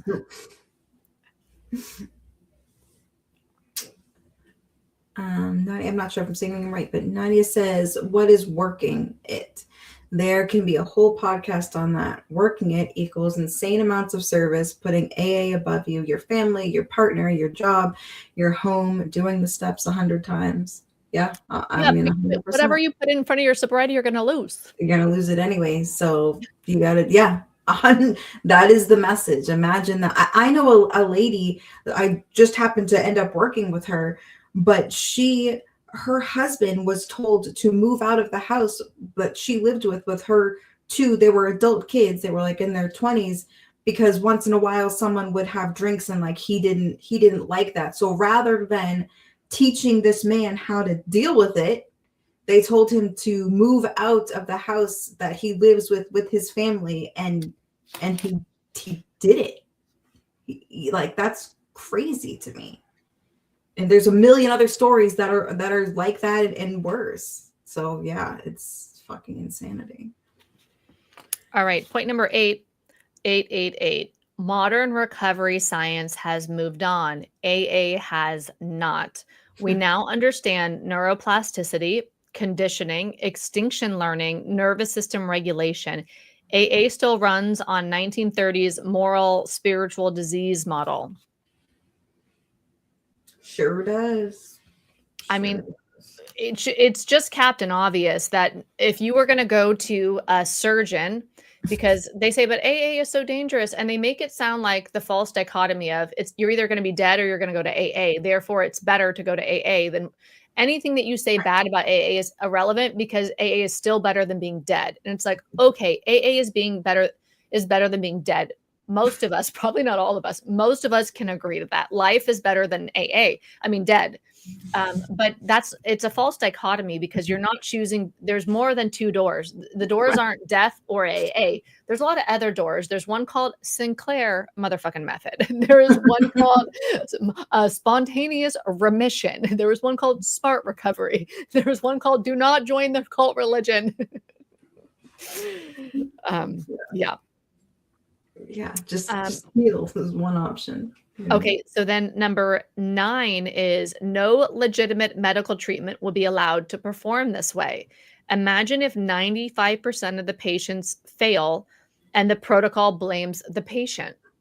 So imagine if you are told that the surgery works if you work it, but you die in the surgery. They don't tell you that there's like a 10% chance of dying. Like some surgeries will tell you that, right? And you could choose, with informed consent, do you want to go through with the procedure or not? Right. Informed consent is totally a vibe because it's about fucking choosing. Like let us be grown adults and choose things, but be honest with us about what they are. Yes. So you can choose it. But then, so if the patient dies during surgery, instead of saying that, well, there was a 10% chance of them dying, then you tell the descendants, you say, well, it works if you work it. So it was their fault. They didn't lay there correctly. Their fault. The surgery didn't work. But seriously, it's madness that we accept that. And even the people be like, oh, well, it's spiritual, not religious. It's like, if you went to a doctor, right? And whatever you were having performed, and it was a faith-based thing. And you were like, well, isn't this really? They said, oh, don't worry. It's spiritual. It's not religious. Like if it was a spiritual surgery and not a religious surgery, would you still be okay with that? No, but we accept it just open and shut when it comes to substance use disorder. Like it's not even questioned. Like I was saying earlier, people don't even realize we have a problem because it's just so accepted to blame the person for something that has such an extremely low success rate. It is completely normalized to blame the person for not wanting it bad enough. Like, I mean, okay. It's so ridiculous.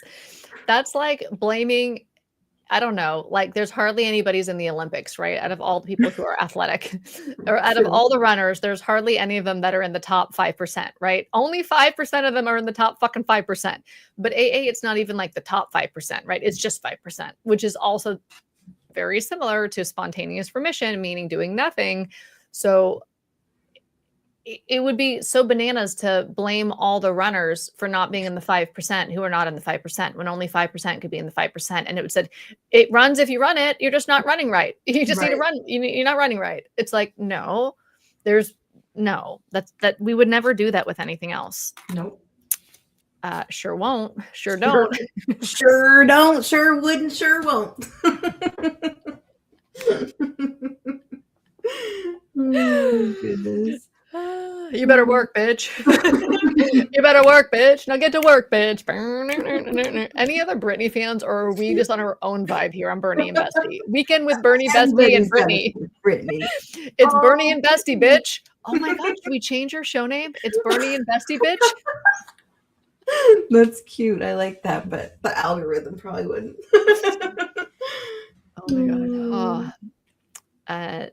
Nydia says, but I felt dead in AA. Yeah. Yep. And Sarah says, oh, but the spiritual death, that's worse than the death I've heard.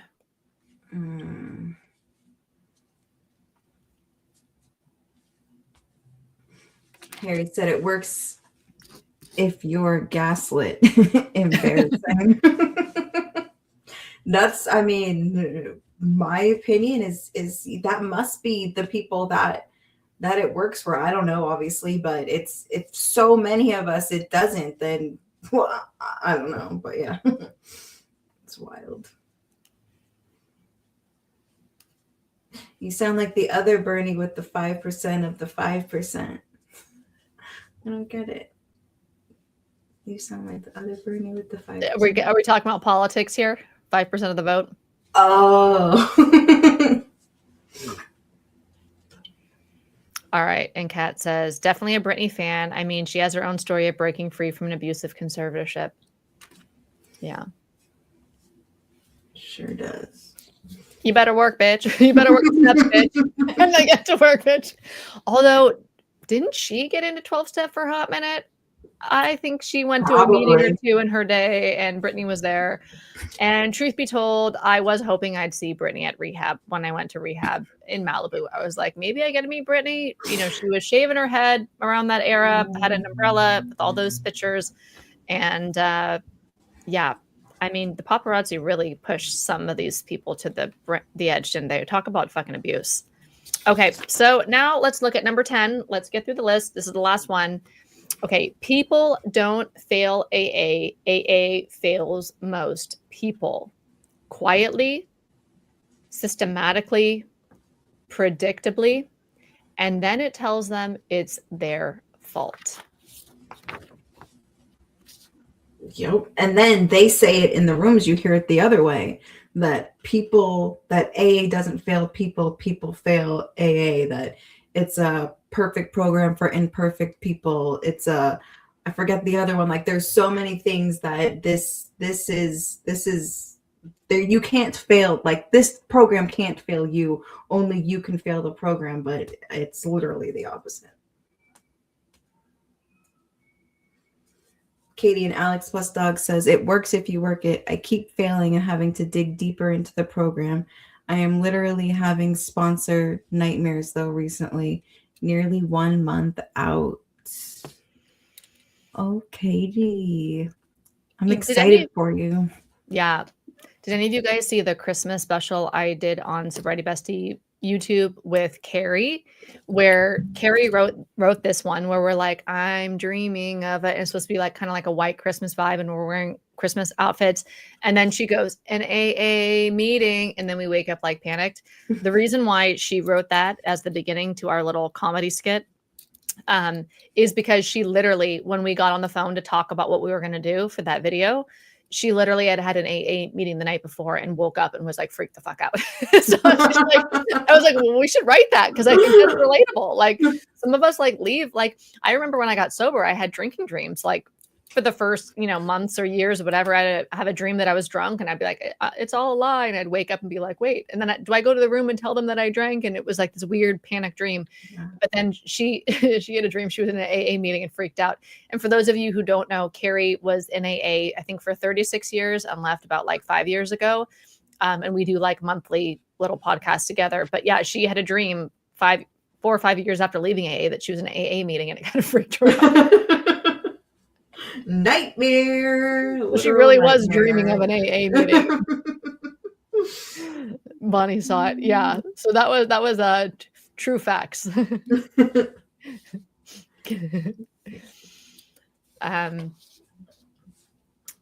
I have a question for everybody watching live, or if you're catching the replay, I want to know what topics would you love to vibe on together as a community like this, for us to bring a little bit of our thoughts in advance, and then for us to also unpack with you as we flow along in time.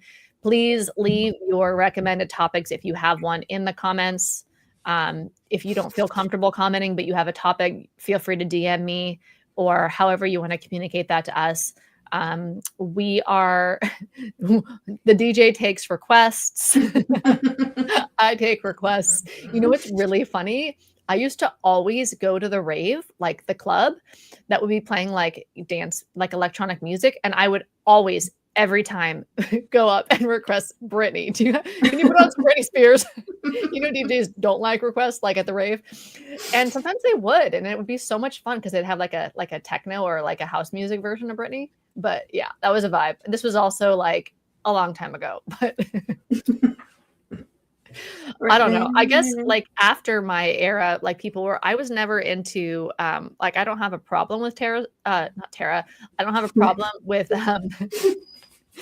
oh my God, what is her name now? Swift. Why can't I think of her first name right now? Taylor. That's right. I'm like, it's not Tara. I've never been a Swiftie. Like, yeah, me neither. She's brilliant. I mean, she's like, she's a great businesswoman. She's very talented. She puts on a show. I like anybody who puts on a show because it's entertaining and stuff like that. She's a visionary. It's creative. Like Britney was the same way. We were talking before we hit live. like the last Britney concert that I went to was her circus tour. It was on Easter, I want to say in 2009. And it was a show. She was like the ringleader. She had like, you know, the whip and circus, like she's training the animals and the whole thing's done up. So I like people who put on a show. But shoot, how does this, and here's my squirrel shit. How does this relate to Taylor Swift? I totally lost the plot.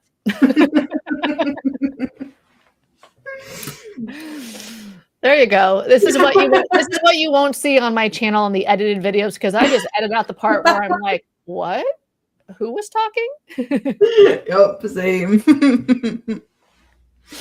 Oh, Brittany. Yeah, there's some good suggestions there. Oh, I know what I was saying. So I would always request the DJ to put on Britney Spears. And I feel like the generation after me, it like the way that I felt about Britney is like how people feel about Taylor Swift. But the way that I felt in the 2000s about Britney is I loved her. You know, she like there was a lot of songs that were really like meaningful to me. And I think that's how people relate to Taylor Swift now. But I don't have that relationship with Taylor Swift. I have nothing against her. I'm just never been into it.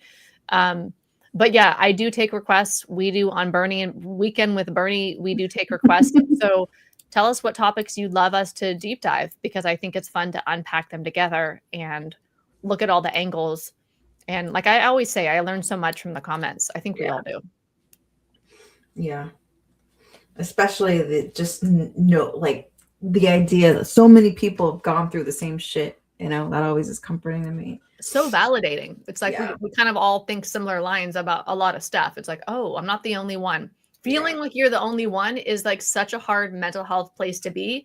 Am I the only one that feels like that sees the bullshit? Am I the only one that thinks this way? No, there's a lot of us out here. In fact, 95% of us are out here. We're the majority. Sure are. You said the lie about the fellowship, cliques, cults, abuse, invasion of privacy, forced fellowship. Yeah, there's so much. Another topic: sponsors, the hidden monitor, codependent, narcissist role, control, and coercion. Did I say that right? I'm writing these down. Isabel said yes, sponsorship. People want to talk about the old sponsors. The old sponsors. It's like, who the fuck are you to tell me anything? You're a hot mess yourself. But because you have a little bit of time under your belt, you know it all. I was a shitty sponsor myself, though, so I can't talk shit because I was not a good sponsor. I was a bitch. It like gave me a little bit of power, you know, a little bit of power to be over somebody. Sarah said, remember the people who behaved like groupies or the weird groupie element before speaker meetings? Oh, when like someone popular was coming to speak. That is funny. Oh, I listened to him on a speaker tape. Marina Life Animal said topic dishonesty. Dun dun dun. Say more about dishonesty. Do you mean like that the claim that if we're not getting it works if you work it, like 95% aren't, that it's because that we're constitutionally incapable of being honest with ourselves? Is that what you mean by dishonesty, or the fact that the entire thing is baloney, or all of the above? Sponsors and narcissistic abuse. Will AA's steps 4 through 9 fix my childhood trauma as a topic? No, they won't. Or I don't think so. Probably make it worse. Well, the thing is that the trauma is in our nervous system, right? And the way that I understand the 12 steps is that, and it's just my perspective, it's all mental. It's working out things on the mental plane. You're writing down your resentments. You're writing down your fears. There is healing in some of that. I did get some relief from some of that, telling people your shame and stuff. But to me, the trauma is our nervous system. And so that's why I like internal family systems in my own limited understanding. Again, I'm not anybody's therapist or mental health provider, so I'm not giving medical advice, but it's an embodied thing. So when I can create a new relationship in my nervous system, I can change my brain And that's not mental, that's like embodied, that's emotional, that's like a visceral thing, that's like rewiring myself. And so I don't see the steps as doing that. The steps, there is stuff in the steps that can help. Writing down my fears can be helpful. Then I can see them logically. There's things that I did do in the step work that did help me. But there's ways to do that where you're not being coerced or harmed or having to believe baloney and being coerced. Yeah. Being gaslit.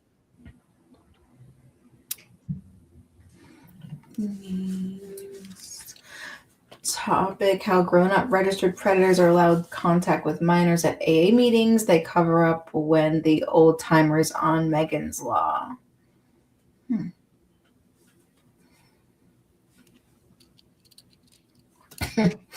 Yeah, sponsors nothing but a glorified shot collar. Shot collar. For me, I've stayed away from the specific abuse that happens with individuals inside AA as topics. Although I did have, if anybody saw Mandy on Sobriety Bestie podcast, she talked about being in the Washington area. It's called Midtown Group, I think.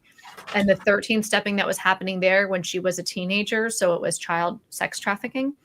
And that was an AA. But I generally stay away from the harms that individuals in AA do. I'm more interested in the systematic harms from the actual ideology. Not that it's not relevant to talk about the individual harms, but that can vary from individual to group to whatever. So that's a very valid topic. But I think when everyone says not in my group thing, which I know they say to you a lot, Tara, not in my group, not in my group. I'm like, you know what? I wouldn't have thought that my group was harmful either when I didn't understand what the fuck the harms were. When I thought the bullshittery was true, you can't see the harms. Fish can't see the water. When you're stuck inside the ideology, you can't see past it. So you don't even know what you're talking about, but you don't even know that, right? But you can't say that to someone because not only can they not hear you, but then you sound like an arrogant fuck. So you just can't say it. But it's also kind of true. Yeah. And so if I'm interested in the harms that are in the system itself, because that's what we're deprogramming from. Now, the harms that we get from the individuals, like the predators and the 13 step and all that stuff, those harms are very real too. And they deserve acknowledgement, a healing, a validation, all of that. And then AA does systematically, a lot of the time, protect the predators by saying, stay on your side of the street. My sponsor literally said, when I said my friend was SA'd, my friend was raped by the predator, that I warned her about the predator, and then it ended up happening anyways. I couldn't stop it from happening, right? Even though I warned her, but I saw what he had been doing with people, and I warned her, and then it happened, and then I was really upset, and I went to my sponsor, and I told my sponsor about it. I was really upset, and my sponsor said, stay on your side of the street, and she literally said, I've said this once before, but it's so disgusting. She said, you don't know what God is doing with his dick. That might be how she gets sober. And I was just horrified beyond belief. And I didn't know what to do with that because my safe person, right? My sponsor, my safe person is telling me that it's okay that he assaulted my friend. She's not saying go to the police. Here's the number for the police. Do you need help getting to the police? Do you want to take your friend to the police? Does your friend need a doctor? She is saying stay on your side of the street. She's saying let it go, let God, let him continue to do what he's doing in this room that you already kind of knew he was doing. And now he's done it to your friend and you need to move the fuck on and look at your part in this or whatever the fuck. And that it's essentially it's okay. So we're co-signing the predator. We're allowing the predators to prey. That's not really inside the AA ideology, meaning powerlessness is part of the ideology, but that's part of the culture that happens in a lot of the rooms where the predators are allowed to prey because of the culture, not because of like step 4 says that, but because of the culture. And so that is a huge problem. I know that like Monica Richardson's, that's like a part of like her work, and she's revamping she's starting her podcast up again in 2026. So pretty soon Monica Richardson's will be back up with her podcast. So that's like her passion. My passion is like the fucking thing's a lie. Stop gaslighting us. So for me, it's about the fucking gaslighting and the lies. And I want to like bring clarity to it. It's all valid. The harm reduction is valid. I see harm reduction as the path now, and that's like, Tara, like a big part of your message. So I love that there's varied opinions. I also love that Quackaholics Anonymous did not get sober in AA. He had to leave AA to get sober. Like, I love that that's his journey, because we've all had different experiences. Yeah. Yes. I gotta pee really bad. Okay, you want to go pee? Yeah. Okay. Katie says, I had a similar experience with one of my sponsors. Basically ended up with me telling me to be grateful that I have a program when the abuser never got the option to do so. There is so much that is not okay that happens. And so many of us, I'm sorry that is your story. And there's so much that can be fucked up inside the rooms, 100%. Nydia says, AA ideology is not just the steps, it's the tradition, the concepts, the protection behind the traditions, such as group unity and principles before personalities as part of the system. Really good point. Yeah, principles before personalities. Yeah. And my sponsor in that context of the essay and my friend was telling me to stay on my side of the street, which is a very common thing. And that I'm not God. She was like, there's your business, there's his business, and there's God's business. You need to stay out of God's business, stay out of his business. It's your business. And all that does is perpetuate the harm. And then I'm in a cognitive dissonance because I know what just happened is really wrong and not okay. And also it's like my person, my sponsor, my safe person, whatever, is telling me to like, let it go, let God. And I know that that's wrong, but I don't know what to do with it. It's so, yeah. Kat says, what the fuck? That's why I hate the live and let live bullshit. Bullshit. I almost misread that. It just translates for me to, yeah, let the abusers continue to abuse and pat them on the back for it. Yeah. The harm, it keeps the harm going. Okay. And then we have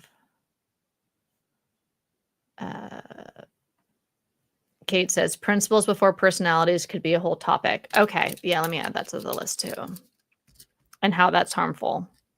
Principles before personalities. Ugh. Principles before personalities. What I miss? Anything good? Kind of more talking about how the harm and abuse is perpetuated at the individual level with different predators inside the group. Yeah, for sure. And then we have Katie. By the way, Katie, congratulations on a month of escaping from the cult religion of 12-step Alcoholics Anonymous. I remember, I think it was your day one you came here on a live stream. So awesome that you are unpacking it all. And I just wish you the best, whatever you decide, whether you go back or not. I just, it's great to see you deprogramming. Absolutely. It's been a wild month. I got baptized during my AA journey. Since leaving, I've also started to unpack my beliefs around that. Yeah. So then religion too. Yeah. Yeah, it's a lot. That was one of so there was a couple of cracks in my brainwashing that knocked me out of AA ideology. The first one I shared about earlier on this live stream about my friend taking his own life when he was told he had to when he canceled his help because his sponsor told him to, and he never made it past his fifth step, right? Or to his fifth step. But another thing was like me like unpacking my own ideas about religion and God and realizing that what I evolved into believing as far as faith and stuff no longer aligned with what I needed to believe in AA in order to survive and live and all of that. And I was like, well, what's true? How AA needs me to think about God or how I actually think about God? Because now the cognitive dissonance, I can't bury it anymore. It was like buried for so long, but now it's in front of my face. And I felt like I had to choose. At some point, I have to choose who I've evolved into or who AA says, like, I need this higher power that can't obviously be a doorknob, right? We joke about a doorknob of my understanding, but you can't actually turn your will and your life over to a doorknob. A doorknob is not going to protect you from taking a drink. Like, it's just bullshit, even though they say it's part of the gaslighting. Like, it's just not true. So yeah, reevaluating how we think about spirituality or religion. Oh, okay. Kate says, thank you. And then she says, never going back. 100%. When they say to me in my comments, we're saving you a seat, Oh. we'll see you in a few years or anything like that. Literally, I'm like, well, I left in 2020, so it's been a few years. Mhm. You better work, bitch. Don't I know that you're toxic? Yeah, exactly. Just like break out in Britney every 10 minutes. It works though. It works. Britney works or AA works. Definitely Britney, not A. Oh my But God. Never going back. Yeah. So when they say to me, when people in my comments, like from AA, say we're saving you a seat, or they say we'll see you in a couple of years, or AA, even though you're anti-AA, we'll still be here for you when you come back. We'll accept you with open arms. Anything like that. Literally, what I type them back, because it's how I think about it. It's my perception. It's how I feel. I say, like, that's like, bro, that's like offering a Jonestown escapee a cup of Kool-Aid. No fucking thank you. Yeah. No, not drinking the Kool-Aid. Like, I'm good. I'm good. I can see how I can literally see how the AA Kool-Aid has killed people. I could see how it was slowly killing parts of me. And no, I don't want your poison anymore. Why do you think your poison is attractive? No, Yeah. once you see it, it's like pretending that Santa really gave you the present. It's like, no, once you know, You know. and if you don't know, now you know. Exactly. If you don't know, now you know. So don't go. Quick spliff tower, we can see the smoke. I did pee too though, but I did take a little hit-a-roo, but I also peed. Go Everyone's- Katie, Kate said. Right on, Cade. Downtown Tasty said, yay, I finally made it to Alive again. Yay, welcome. Welcome. back. What's up? What's up? Yeah, you better work, bitch. It works if you work it, and it doesn't work. Okay, so the new phrase, I want to make a whole like video or PDF or something about AA propaganda and like what they say and what reality is. The AA propaganda is it works if you work it. The reality is it works for 1 out of 20 people. If by work you mean abstinent for 1 year. Not if you mean resolved trauma, not if you mean like your mental health is doing better. Not if it just means you could be white knuckling it. You could be locked in your sponsor's basement. Yeah. With a Zoom room. It's wild. Blue Butterfly said, I would like to hear how all these AA ways are also evident in other known cults like Scientology and Nexium. Interesting. Okay. Hang on 1 second. I am just popped over here.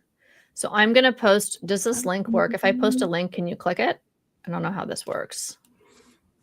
Okay, so that I just posted a link there. I did a video comparing AA to Scientology. I saw that it really aligned up. They have their own little like inventories that they do, some little machine. I forget what it's called exactly right now. Katie says, I just don't think I need a higher power. I'm actually okay with that right now. Yep. Feel that. Kat said, AA being normalized in Hollywood and celebrity mainstream culture and how it actively contributes to the harm. It could be a whole topic too. Oh yeah, big time. Big time. All right, here we go. Muppet. Muppet, I love it. This is a vibe. Brittany is my higher power. She told me I didn't need AA. Oops, I did it again. I left the fucking rooms. I'm not that controllable. Oh, baby. Oh, my God. We should make a total Britney song spoof off of Deprogramming AA. That would be a vibe. I can't really sing, guys, but I do like to vibe with some Britney. Bitch, does this thing work? You better work, bitch. You gotta work, bitch. What does her song go? You want a Maserati? You better work, bitch. You want Spritey? You better do the work, bitch. Oh no, the sponsors are gonna love that one. Oh, goodness. This is AA, bitch. Oh my God. Up and back on again.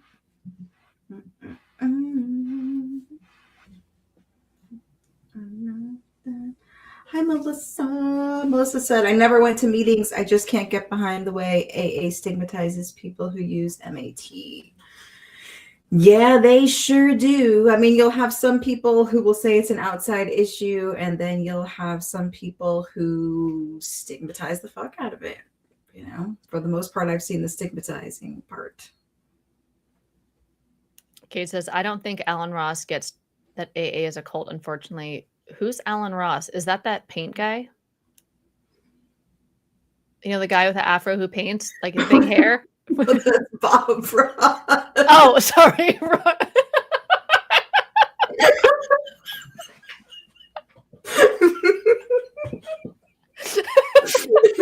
That's Bobby.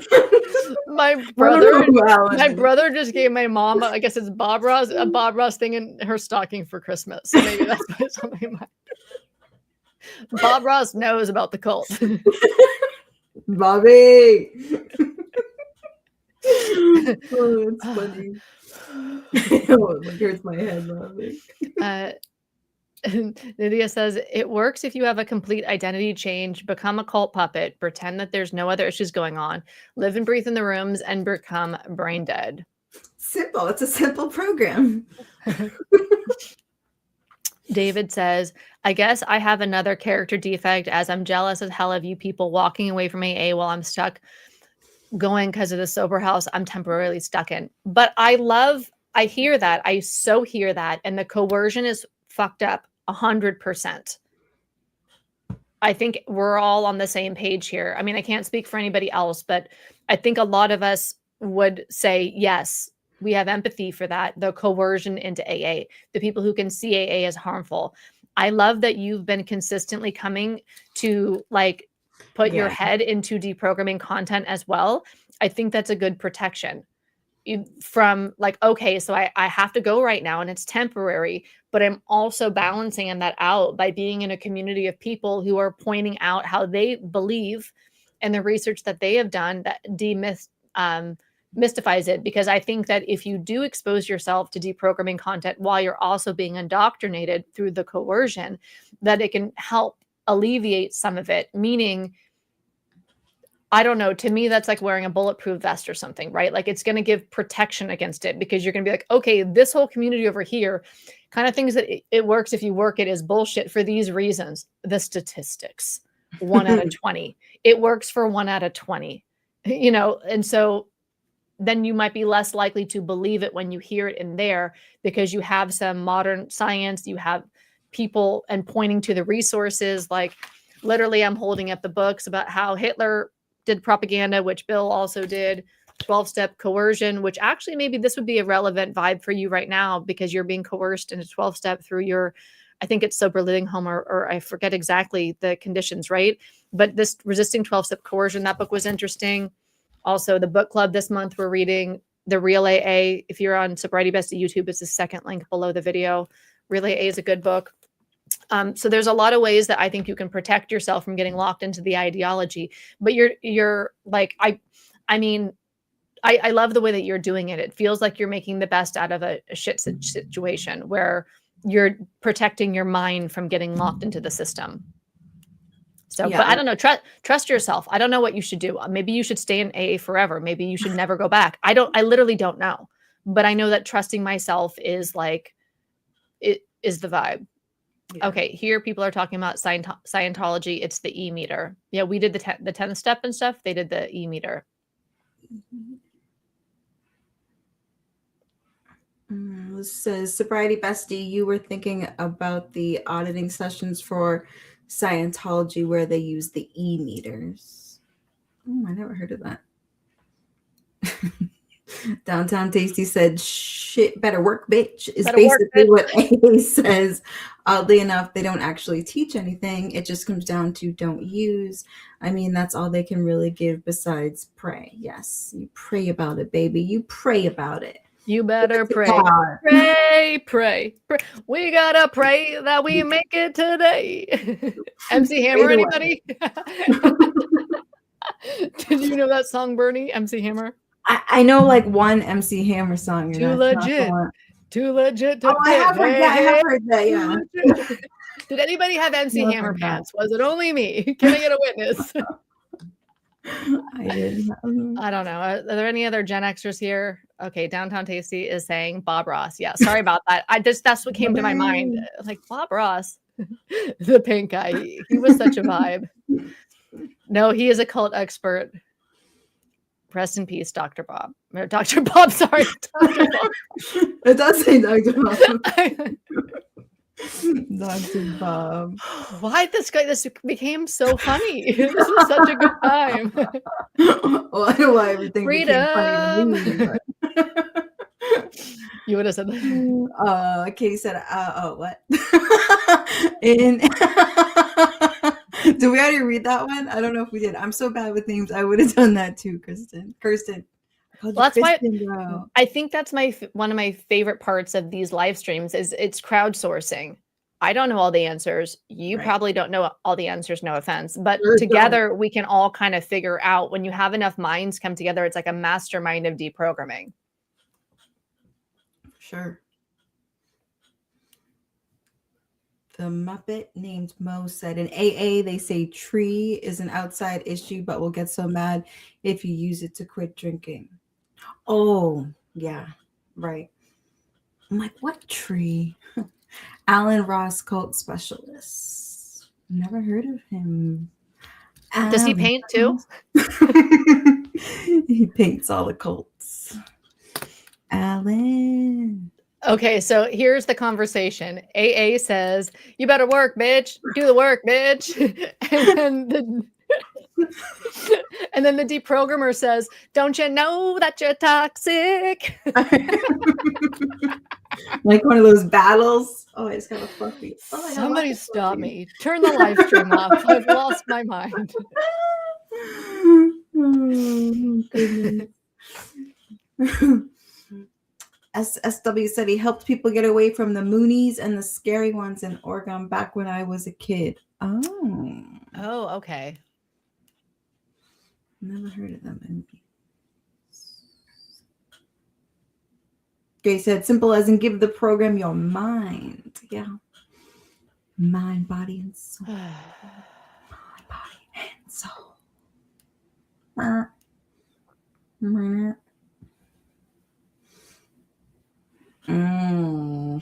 Cassandra said, I always wondered how your families feel about deprogramming. They usually get indoctrinated too. Yeah, my mom was definitely indoctrinated, and definitely, even though she never went to a meeting herself, she heard the things and really believed that if I was going to meetings, I was okay. If I wasn't going to meetings, something was wrong. And it took her a while to understand that I was going to be okay. She still gives me shit. Not as much. She's been probably good for about a year now about me and the cannabis thing, but she used to always just be like, I wish you could just deal with life sober. Like that's how she would always say it. But yeah, she had to go through some stuff. I actually sent her Undoing Drugs, that book, and she came around a little bit. Like she started to understand it a little bit differently. But she's still got some deprogramming to do for sure. For sure. Downtown.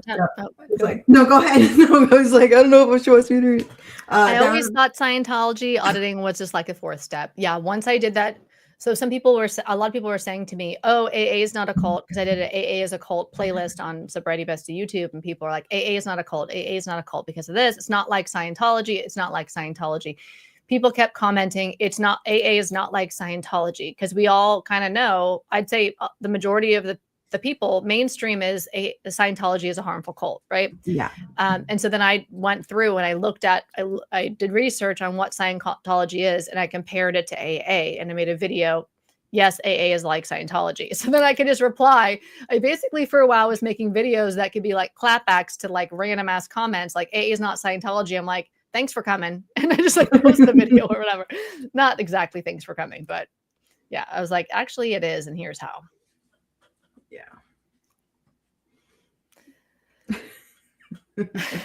Homing said these two are vibing tonight.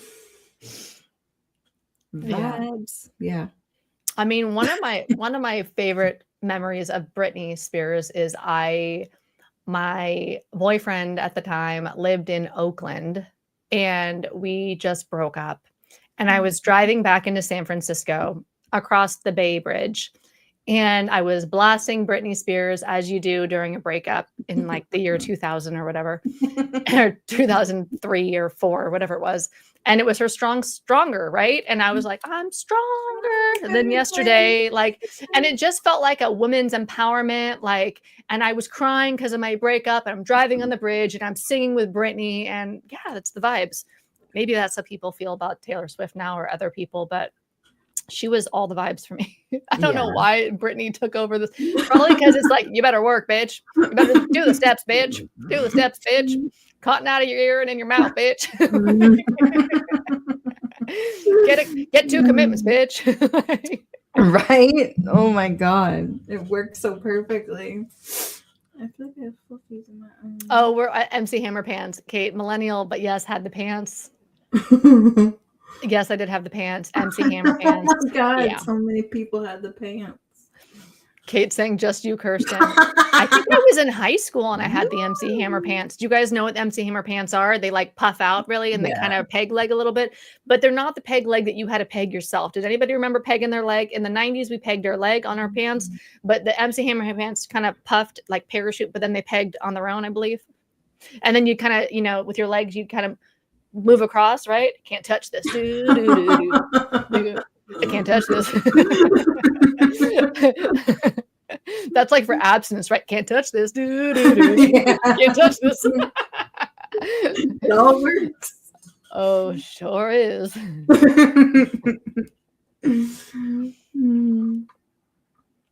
Katie says crowdsourcing. Yes, I literally just reached out to an internal family systems therapist during this live stream. Good reminders on learning. Yeah, let us. I love when people come back and say how things have worked for them or didn't work for them too, because it just kind of feeds into it. But for me, I found it was really helpful.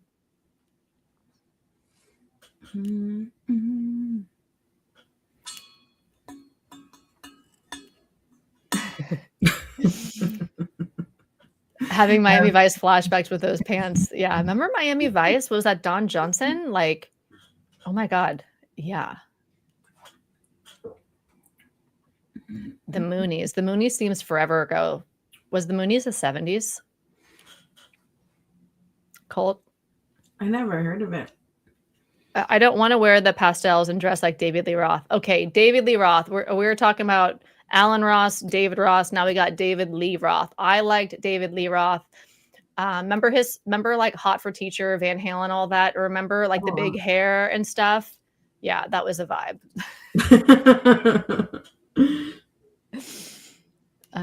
Parachute pants rolled. Oh yeah, the Britney movie Crossroads. That's right. I was like, so I feel like there's only 2 brands that I've ever been like obsessed with, and I would say I'm currently not obsessed with either, but that they were like my brands, like ride or dies, and it was Britney and Starbucks. Those were like my 2 brands.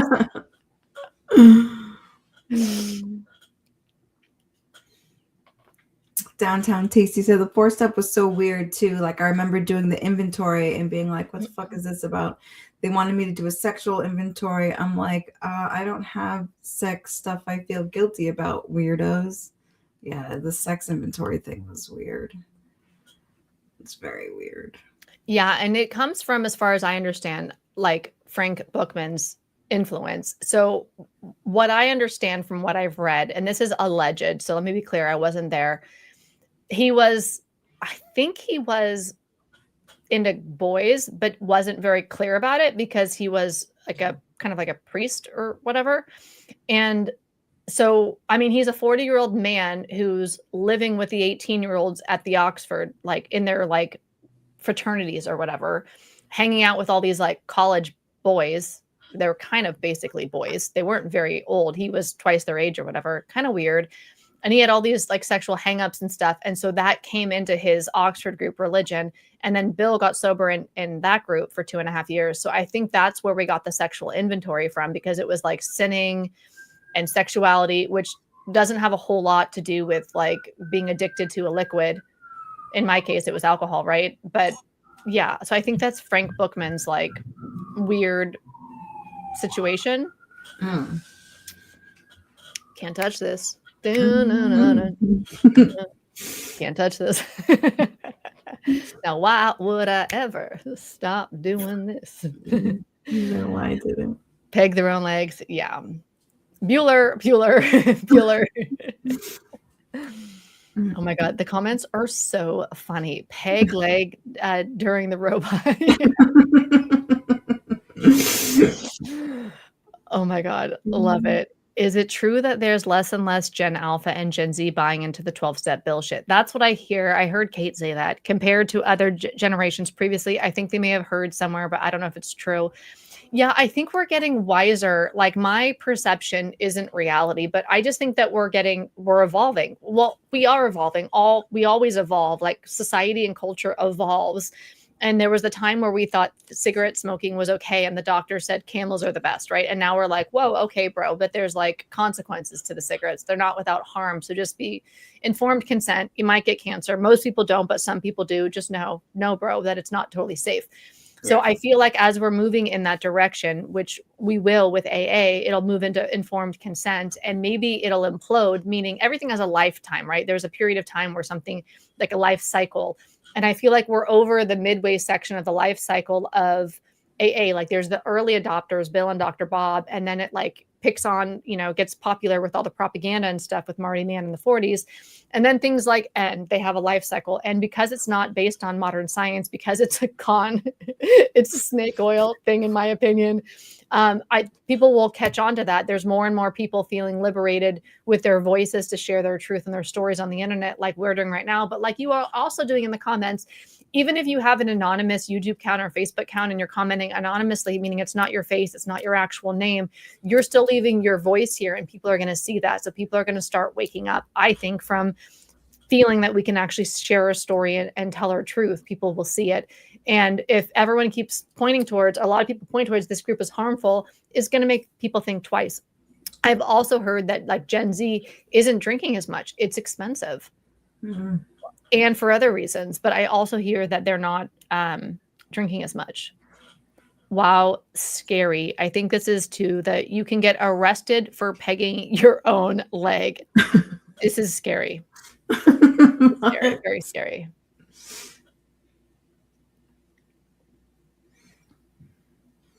Evolving said most of us are dealing with trauma, so stopping everything too soon can end in suicide. If it ends there, steppers be like, they just couldn't get this, even if our death is because we didn't work it. Yep, always. That's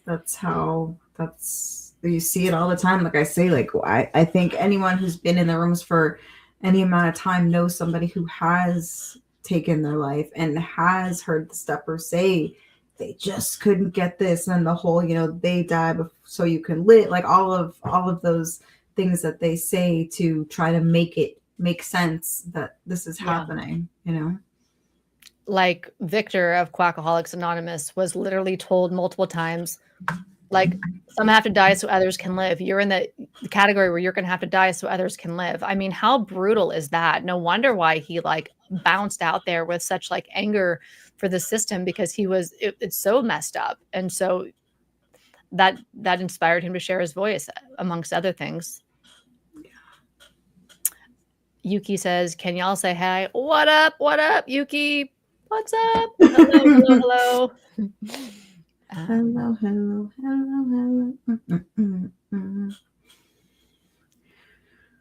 He says, I think social media has opened the doors to allowing people to communicate and discuss what is really happening in AA. No more gatekeeping. Absolutely. I definitely think so too. Although it is sad. I'm sure you get the messages too, how many people still feel like they can't.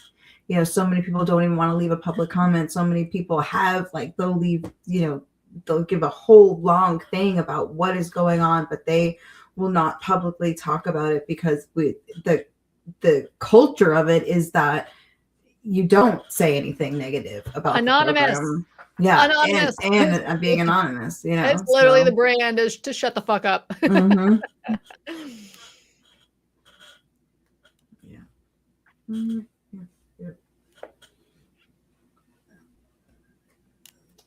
It is completely inappropriate that a stranger hears about your sexual life or any private matter, including finances. Yeah, I agree.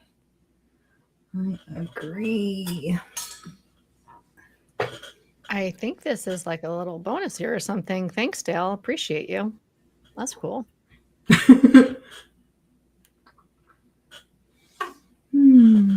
So what step is pegging your pants? Wow, this has been so fun. I think it's clear to me that it works if you work it is propaganda and not reality.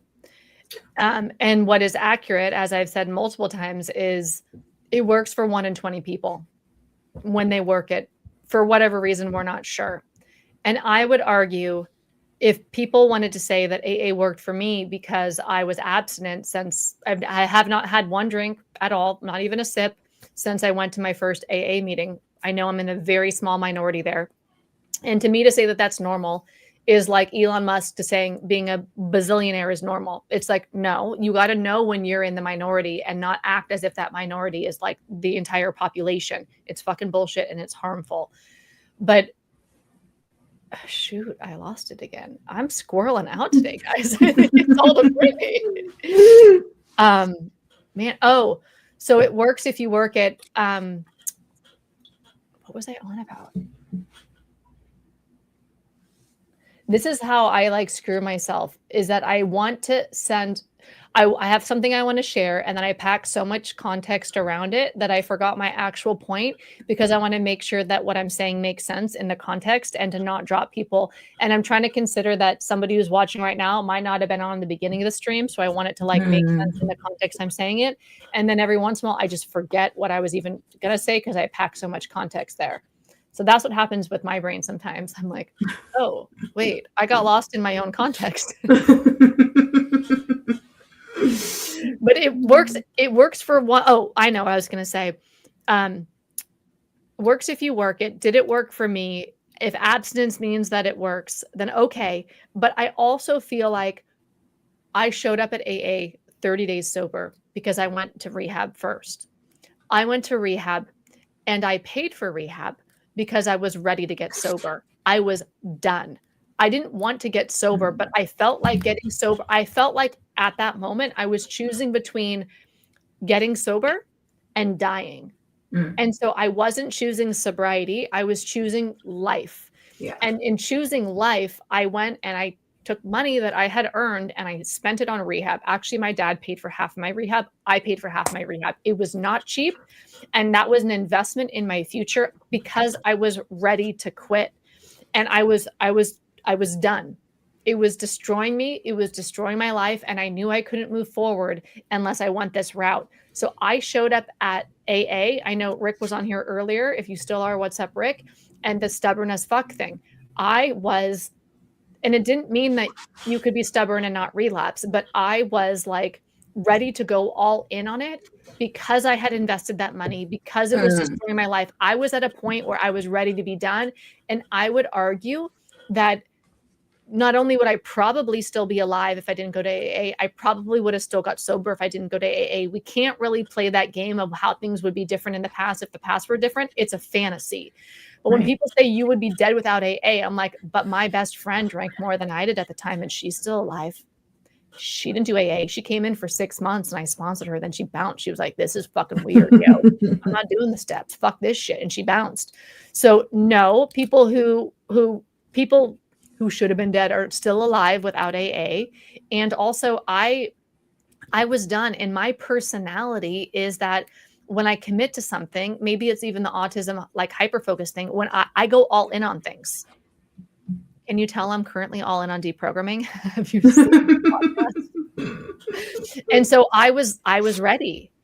And nobody could have made me ready. Like somebody on my comments yesterday, they're like, well, okay, you're an AA hater, but how many people have you gotten sober? And I'm like, nobody. I can't get anybody sober. I don't think I can get anybody sober, because the only thing that could get me sober, in my opinion, was that readiness to change my life. And it's not easy to get to that place where you've had enough of is enough and you're ready to make a change, because it's really fucking hard to change. The brain likes stasis. It likes to same. It doesn't like the change. In general, brains don't like to change everything, right? And so I was ready. So I would argue that it's not that it worked. If it worked, it worked because I was ready. Sobriety worked for me because I was fucking ready. Yeah. Yeah. And I mean, as somebody who took all the suggestions, worked all the steps, did all the things, like tried absolutely everything multiple times, and each time I would come back, I would be more open-minded, more willing, take on more commitments, do all of the things, and it still didn't, quote unquote, work for me. And I mean, I would argue that there was one point, and I'm not trying to be like, oh, but I really don't think that anybody could have worked it much harder than I was at one point, because I was so desperate. I was like, I cannot go back out again. I cannot do this again. Yeah. And still within that, I was still just not okay. So I definitely don't think that it works if you work it. It may work for a few people who work it, but it's definitely not guaranteed that if you take all the suggestions, if you do everything exactly as it's laid out in the book, that it's going to work for you. It's just not a guarantee. And maybe a better message would have been for you at the time, from what I know about you now, is if it working was to no longer do heroin, then what the better message might have been is it works if you smoke pot. Like you can get off heroin if you smoke pot, versus pushing an abstinence model that you might have gotten into harm reduction. You might have gotten out of heroin sooner if you had a different option other than a abstinent only purity based cult religion. Yeah, I definitely agree that if I could have at least been able to smoke some weed, I definitely wouldn't have had as many runs back out there. I can obviously I can't say for certain, but I definitely believe that to be true. And Downtown Tasty said, honestly, the people who AA worked for probably would have stayed sober anyway, and AA took credit for it. I believe that, because like what you were saying, Kristen, like you were done and you were ready. And I do feel like for the most part, nothing like that has to be the core of it. That has to be the core of it. But I will also say I have a video coming up on Tuesday on Sobriety Bestie YouTube where I interviewed, does anybody know Katie Lane, who does like a Sinclair Method program? And I think it's called Alcohol Thrive Alcohol Recovery. And so we talked about it at the end of our vibing, which was like over 2 hours. It was so great to talk to her, because y'all know I love the Sinclair Method, because I just love what works. It works if you look at what's most effective and do what's most effective, not if you like cult yourself into believing that something doesn't really work very well works. But because it's so effective for so many people, I'm really interested in that science. I'm interested in any of the science on addiction. I've always been into addiction. Even like one of the first books I really got into was called Go Ask Alice. Did anybody read that? I was like 13. I was like, oh my God, this is amazing. Go ask Alice. Like she's all about drugs.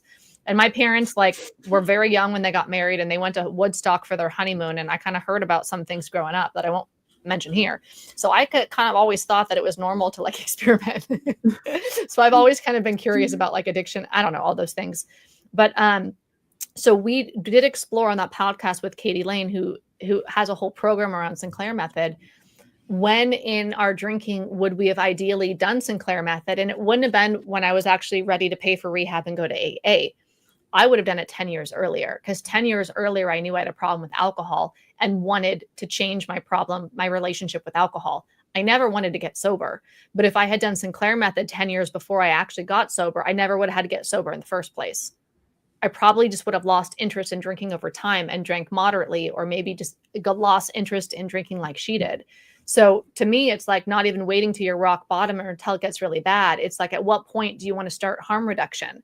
At Yes. what point do you realize you have a problem and you want to actually try an easier, softer way to like not give up alcohol, but to have less consequences? It's an easier sales pitch. Right.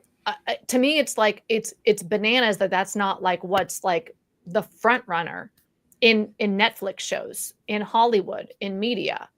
Like, can we talk about what's actually effective? I'm not biased to anything other than the fucking data. Like, what works, not what do you say works. Yeah. Yeah. I did an interview with Dee Dee Stout, and she wrote the book Coming to Harm Reduction, Kicking and Screaming. And she said that stuff, like we were talking about, like why we don't see it on TV is because the drama's not there, right? But then none of the drama's there. So it doesn't make good TV. So people don't care because it works, right? And when you think about how, what you were just saying, it's like, we wait this treatment that we do now, traditional treatment with 12-step, we wait till people are supposedly at their worst, right? Why don't we intervene when it's not that bad? And when you think about any other thing, literally anything else, we don't wait until somebody is, someone's pre-diabetic, we try to do something then. We don't wait till they have diabetes. Like all of the things we try to do early intervention for, except for this. It's stage the one thing. or stage 4 with cancer. Where do we ideally want to go, right? Do we want to wait till everything gets the worst of the worst of the worst?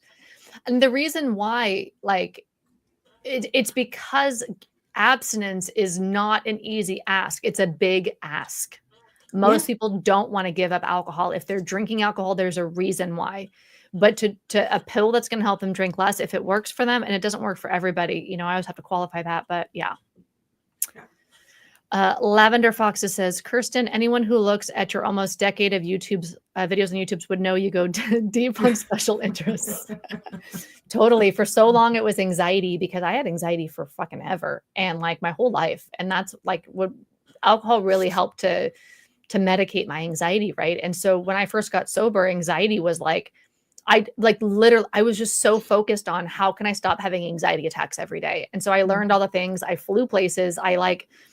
My mind was not all together. I knew I was ADHD, but my sponsor said, no, it's not ADHD, it's alcoholism. So I didn't actually get help for my ADHD then. I didn't find out until 14 years after that I actually do have ADHD. But so a lot of my first videos are about mindfulness. And I started my YouTube in 2012, and it was like mindfulness, meditation. And then I started my coaching business, and it was coaching people with anxiety or fear. And it all came about like changing my relationship with fear and anxiety. And that's a lot of us though, too. So yeah, that was definitely my interest for a long time. It still is. I'm still very interested because fear doesn't go away, right? I'm still very interested in being courageous and working through my own fear. Like my big fear that I worked through last year, what I'm most proud of is finally giving myself permission to tell the truth on the internet about Alcoholics Anonymous, because that scared the shit out of me. And it's been so liberating to do that. And that was a huge fear of mine to work through, where that not only do I not have to be anonymous to a problematic, narcissistic cult religion, harmful group that I used to be a part of, but that I get to own my story, speak my truth. And if I feel led from my intuition to speak to a huge harm and problem in society that most people are not fucking talking about or aware of, then no, I can do that. And I just need to figure out how I can actually get myself to do that. So yeah, I'm interested in fear deeply because it controls all of us all the time. And I'm interested in continually breaking through my own. And if I can do anything to help anybody else break through theirs, that's a win for me. Yeah.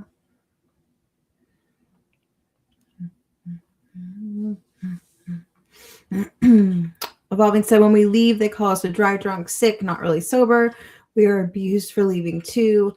They have an answer, abuse tactic for everything. AA was created to break us no matter what we choose. Yeah. Definitely always have something for something. Dry drunk is a lie. Plain and simple, Harry. It does not work.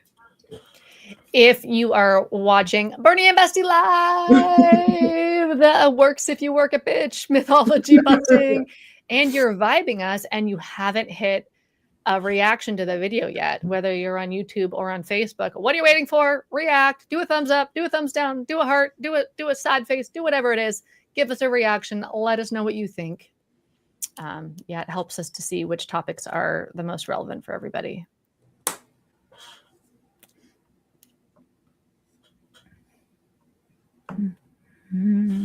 Evolving said, I've done 5 years without binge drinking because I started smoking pot instead.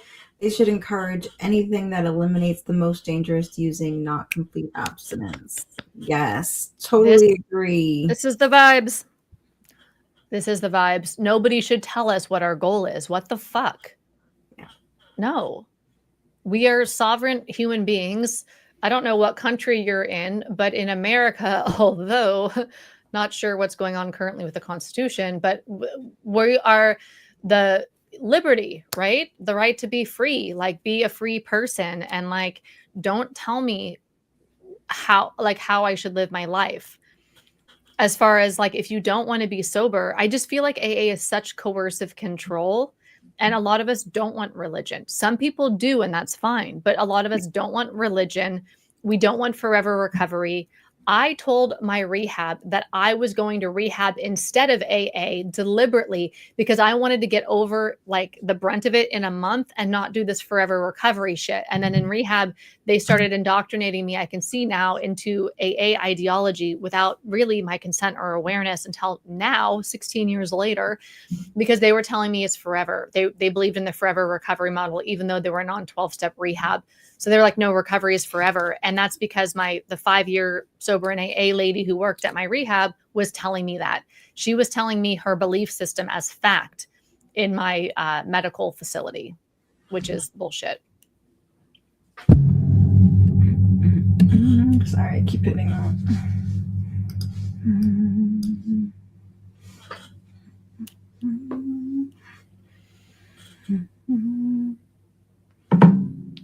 People are saying they can't figure out how to reply to comments in the chat. I don't know if we can, or some people do. I don't know how you do. Yeah. And then we have Harry saying it does not work. We have Nelson saying thank you. And you guys, we vibed for 3 hours just now. What the fuckery? Yeah, that's crazy. I can't believe it. I did get up one time. Like, I can't believe I sat in a chair for 3 hours. I did it. I did get up once, but thank you guys. Yeah, this has been such a vibe. Thank you so much, Tara, for all your insights and experience here. Thank you for everybody in the comments for sharing your thoughts. Oh, look at this. Thank you for Stacy. I am just still getting used to these. It looks like there's a little donation here. That's cool. Thank you for this platform. You're welcome. Really, I can't go back and create something for the me who left AA in 2020, but I can create something like that now. And I am very proud of all the deprogramming work that I did in 2025. And I'm excited about what's to come for 2026. I know Tara's been burning the stigma out loud longer than I have. You know, you've been vocal for a long time now in doing this work and helping a lot of people. Yeah, but you've really you've gone deep into, and I've learned a lot from you. So I really appreciate what you bring. So, and I appreciate, like I said, everyone in the comments. I mean, you go from thinking that I know there's probably a couple of us out here to then learning statistically we are the majority. But then when you put the people's stories to the statistics, to the majority, and you hear everything that we've all been through and all made it through on the other side, it's pretty fucking cool, I think. Yeah. Kat says, your analogies to other medical prognosis illnesses make all the bullshit so obvious. Yeah, totally. And, you know, they don't say don't get the procedure, like surgery or whatever. They say there's a, you know, like I had a family member, there was like a 5% or 10% or something chance that they were going to die. And we were told that, and they chose to have that surgery anyways. It was on their vertebrae in their neck. And we all prepared in case they were going to die, like wrote letters, like as if you're going to die and all that. And then they survived, you know, and so that's called informed consent, right? And somebody said on my Facebook, like a couple days ago, they said, informed consent, don't give us this therapy bullshit new age terminology. I'm like, no, it's like medical reality. Like, you know that there's a chance of something going wrong when you go in and you choose it. It's called like not having malpractice. Like there's a chance that this isn't going to go right. You can't guarantee things that are so individual for, you can't guarantee that a medication's going to work. You can't guarantee that a certain thing, there's a certain percentage of people who are going to, like if you take benzos, I think like something like 40% of the people who take benzos have moderate to mild withdrawal like issues after, and I was in that category. I was never told that. I didn't know that I would have a chance of having very fucked up time coming off benzos, and that was my reality. It would have been great if I chose that. And honestly, if I can go back even in time, I would tell myself, don't fuck with the benzos, go on mindfulness instead, learn about mindfulness and meditation, and probably Sinclair methods so you can drink less, because that's going to help your anxiety out too. But I didn't know any better. There was no informed consent. And so it's not about don't go to AA. In my view, it's like AA, here's how AA is harmful, and it works for 5% of the people. You might be in that 5%. If you've literally tried everything else, if you've tried Sinclair, if you've tried Smart, if you tried all this other stuff, and it literally actually is the last house on the block, have at it. Fucking go to that last house on the block. The problem is I was told it was the last house on the block, but it was the first house I went to. Bingo. But I believed it was the last house on the block because why? Because what we started off with, because fucking what Hitler said. Let's learn from the master propaganda people. Reason does not attract, emotion does. So the aim of propaganda is to replace reasoned argument in the public sphere with irrational fears and passions. That's a quote in the book How Fascism Wrote about. That's a quote from Hitler from his book Mein Kampf. So it doesn't matter that it wasn't actually the last house on the block for me. It's that I couldn't see that it wasn't the last house on the block because I kept being told it was. So I believed the short little sentences that were repeated all the time because that's how the propaganda works. Agree. Sarah said it's not even a valid diagnosis. Did it used to be? I know as like substance use disorder and addiction, but I don't know if was specifically alcoholism. Was that ever even in the DSM or was it not? I'm not sure. I feel like it was for 2 of the 5 editions, like the second and the third, that it might have been alcoholism might have been in there, but it hasn't been for decades. And I'm not 100% sure on that. It's alcohol use disorder, which makes so much more sense to me. And plus, in alcohol use disorder, you can still drink and be recovered from alcohol use disorder because it comes down to how many drinks you have. No, I don't necessarily agree with how they define it. I think it's very individual, but yeah. Let's see. Nelson says, do you foresee this podcast being broadcast on other platforms like TikTok? How do you do that? I don't know. Does StreamYard go to TikTok? I don't know. We're on a program called StreamYard right now that's broadcasting through Facebook and YouTube. I think it's like a special thing, but I guess because it's not like direct, it doesn't always necessarily work as good. But to be honest, I don't know the ins and outs of it. Yeah, but I have my phone right here, and there's no reason why I couldn't have my phone right here, but here, and then have it be broadcasting on TikTok, at least like what I'm saying, maybe not how to get us both on there. Yeah, I don't know. I'm not as like hip to TikTok because I kind of felt like TikTok was so toxic with the deprogramming content. Maybe it's toxic in general. I felt like the more I engaged on TikTok, like more than 3 or 4 days, I could tell my mental health was like getting like assaulted and it was affecting me, my cognition, my mood. And I felt like, oh, this is not right. And then, but recently my Facebook page became like that too, or it became like a cesspool for like the worst of the AAs. Because I think honestly, the most people in AA are not going to troll on the internet. They're just not. Most people are not trolls. It's a certain kind of person that's going to come at you and call you profanity and like go low and stuff on the internet. It's kind of a weird vibe. And so most AAs I think would probably not do that, but they're doing it on Facebook now too, where I feel like on my YouTube, it's like 95% of the people are vibing the content and they're active deprogrammers, and 5% are AA diehards who are like, you're a fucking idiot. But on my Facebook recently, it's been like 95% are assholes and 5% are like, thank you.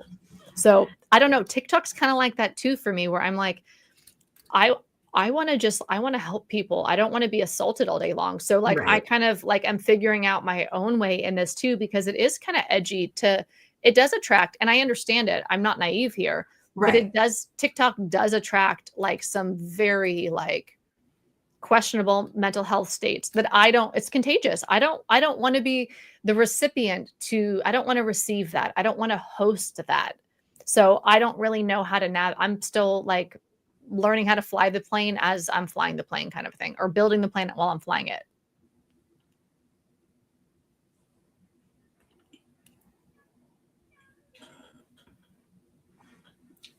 SSW said, I don't do TikTok, too toxic. Yeah, I used to do it all the time, but honestly, it's just, sometimes it's just not worth it. Okay, I'll actually look this up. Another not about, I don't get it. I don't get it. I don't get it. Yeah, I think you can maybe with this platform. I just Googled it and it looked like maybe you can. Okay.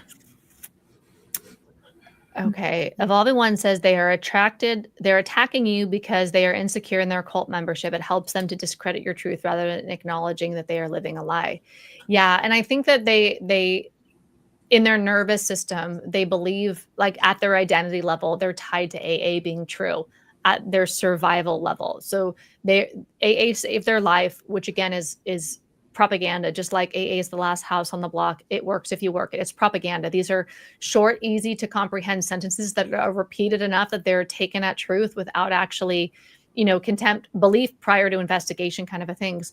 So they really believe that their survival depends upon AA. They have a fatal progressive disease. AA is the only way, all of that stuff. So when your survival and your life and your tribe and your purpose and your identity is tied to a system being true, somebody saying the system isn't true is going to feel like a threat at the survival level of your nervous system. So they literally have a threat response in their nervous system. So they're in fight, flight, freeze. The sympathetic nervous system is activated. So they have a cascade of chemicals in their body. Their brain is releasing chemicals in their gut too, right? Of adrenaline, and like 30 or so plus stress chemicals. So now they're having this biochemical experience. They're not in their logical, rational brain. They're in their emotional center, their amygdala, right? So now it's what Daniel Goleman in his book, Emotional Intelligence, called an amygdala hijack. So they're not rational or logical. They're emotional. They feel threatened and they're reacting, fight, flight, freeze. They are fighting. So it is a nervous system reaction without logic and ration. And they're trying to, they're fighting me off and Tara off like we are the saber-toothed tiger in the cave days, because, and they're not being logical or rational. And then when you write back with logic, they get progressively worse because now they're even more irritated and more cognitive dissonance. So now all of a sudden you're killing people, you're a bitch, you're dangerous, you're whatever. And yeah. And I think it's because it's tied to their survival level. There's probably a lot of reasons at play here, right? So while I have a lot of empathy for them, there's only so many times in a day where I can actually, like, I think I can be okay. I see it, I understand it, but I'm also a human being. And there's only so many times in a day where I can have an attack coming at me, where eventually I kind of cross the line and I feel it physically. So now I'm having a biochemical experience from all of these comments, and then it's taking me out emotionally. It's taking me time to process what it actually looks like me practically, as I feel a little bit drained and depleted. And so I'm giving my energy away. My energy is being taken from me by engaging it.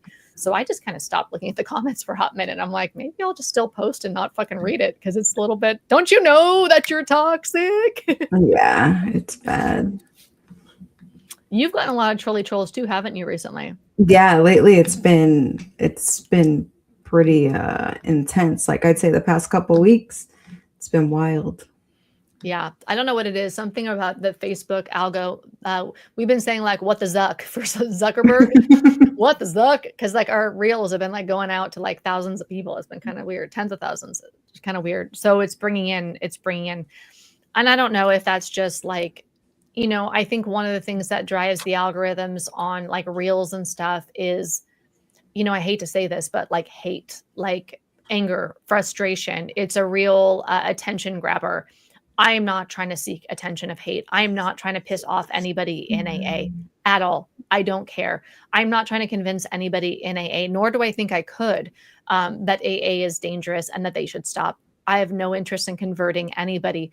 I do feel like it's important to have messages like this and conversations like this on the internet for those of us who do leave and are looking for support and validation.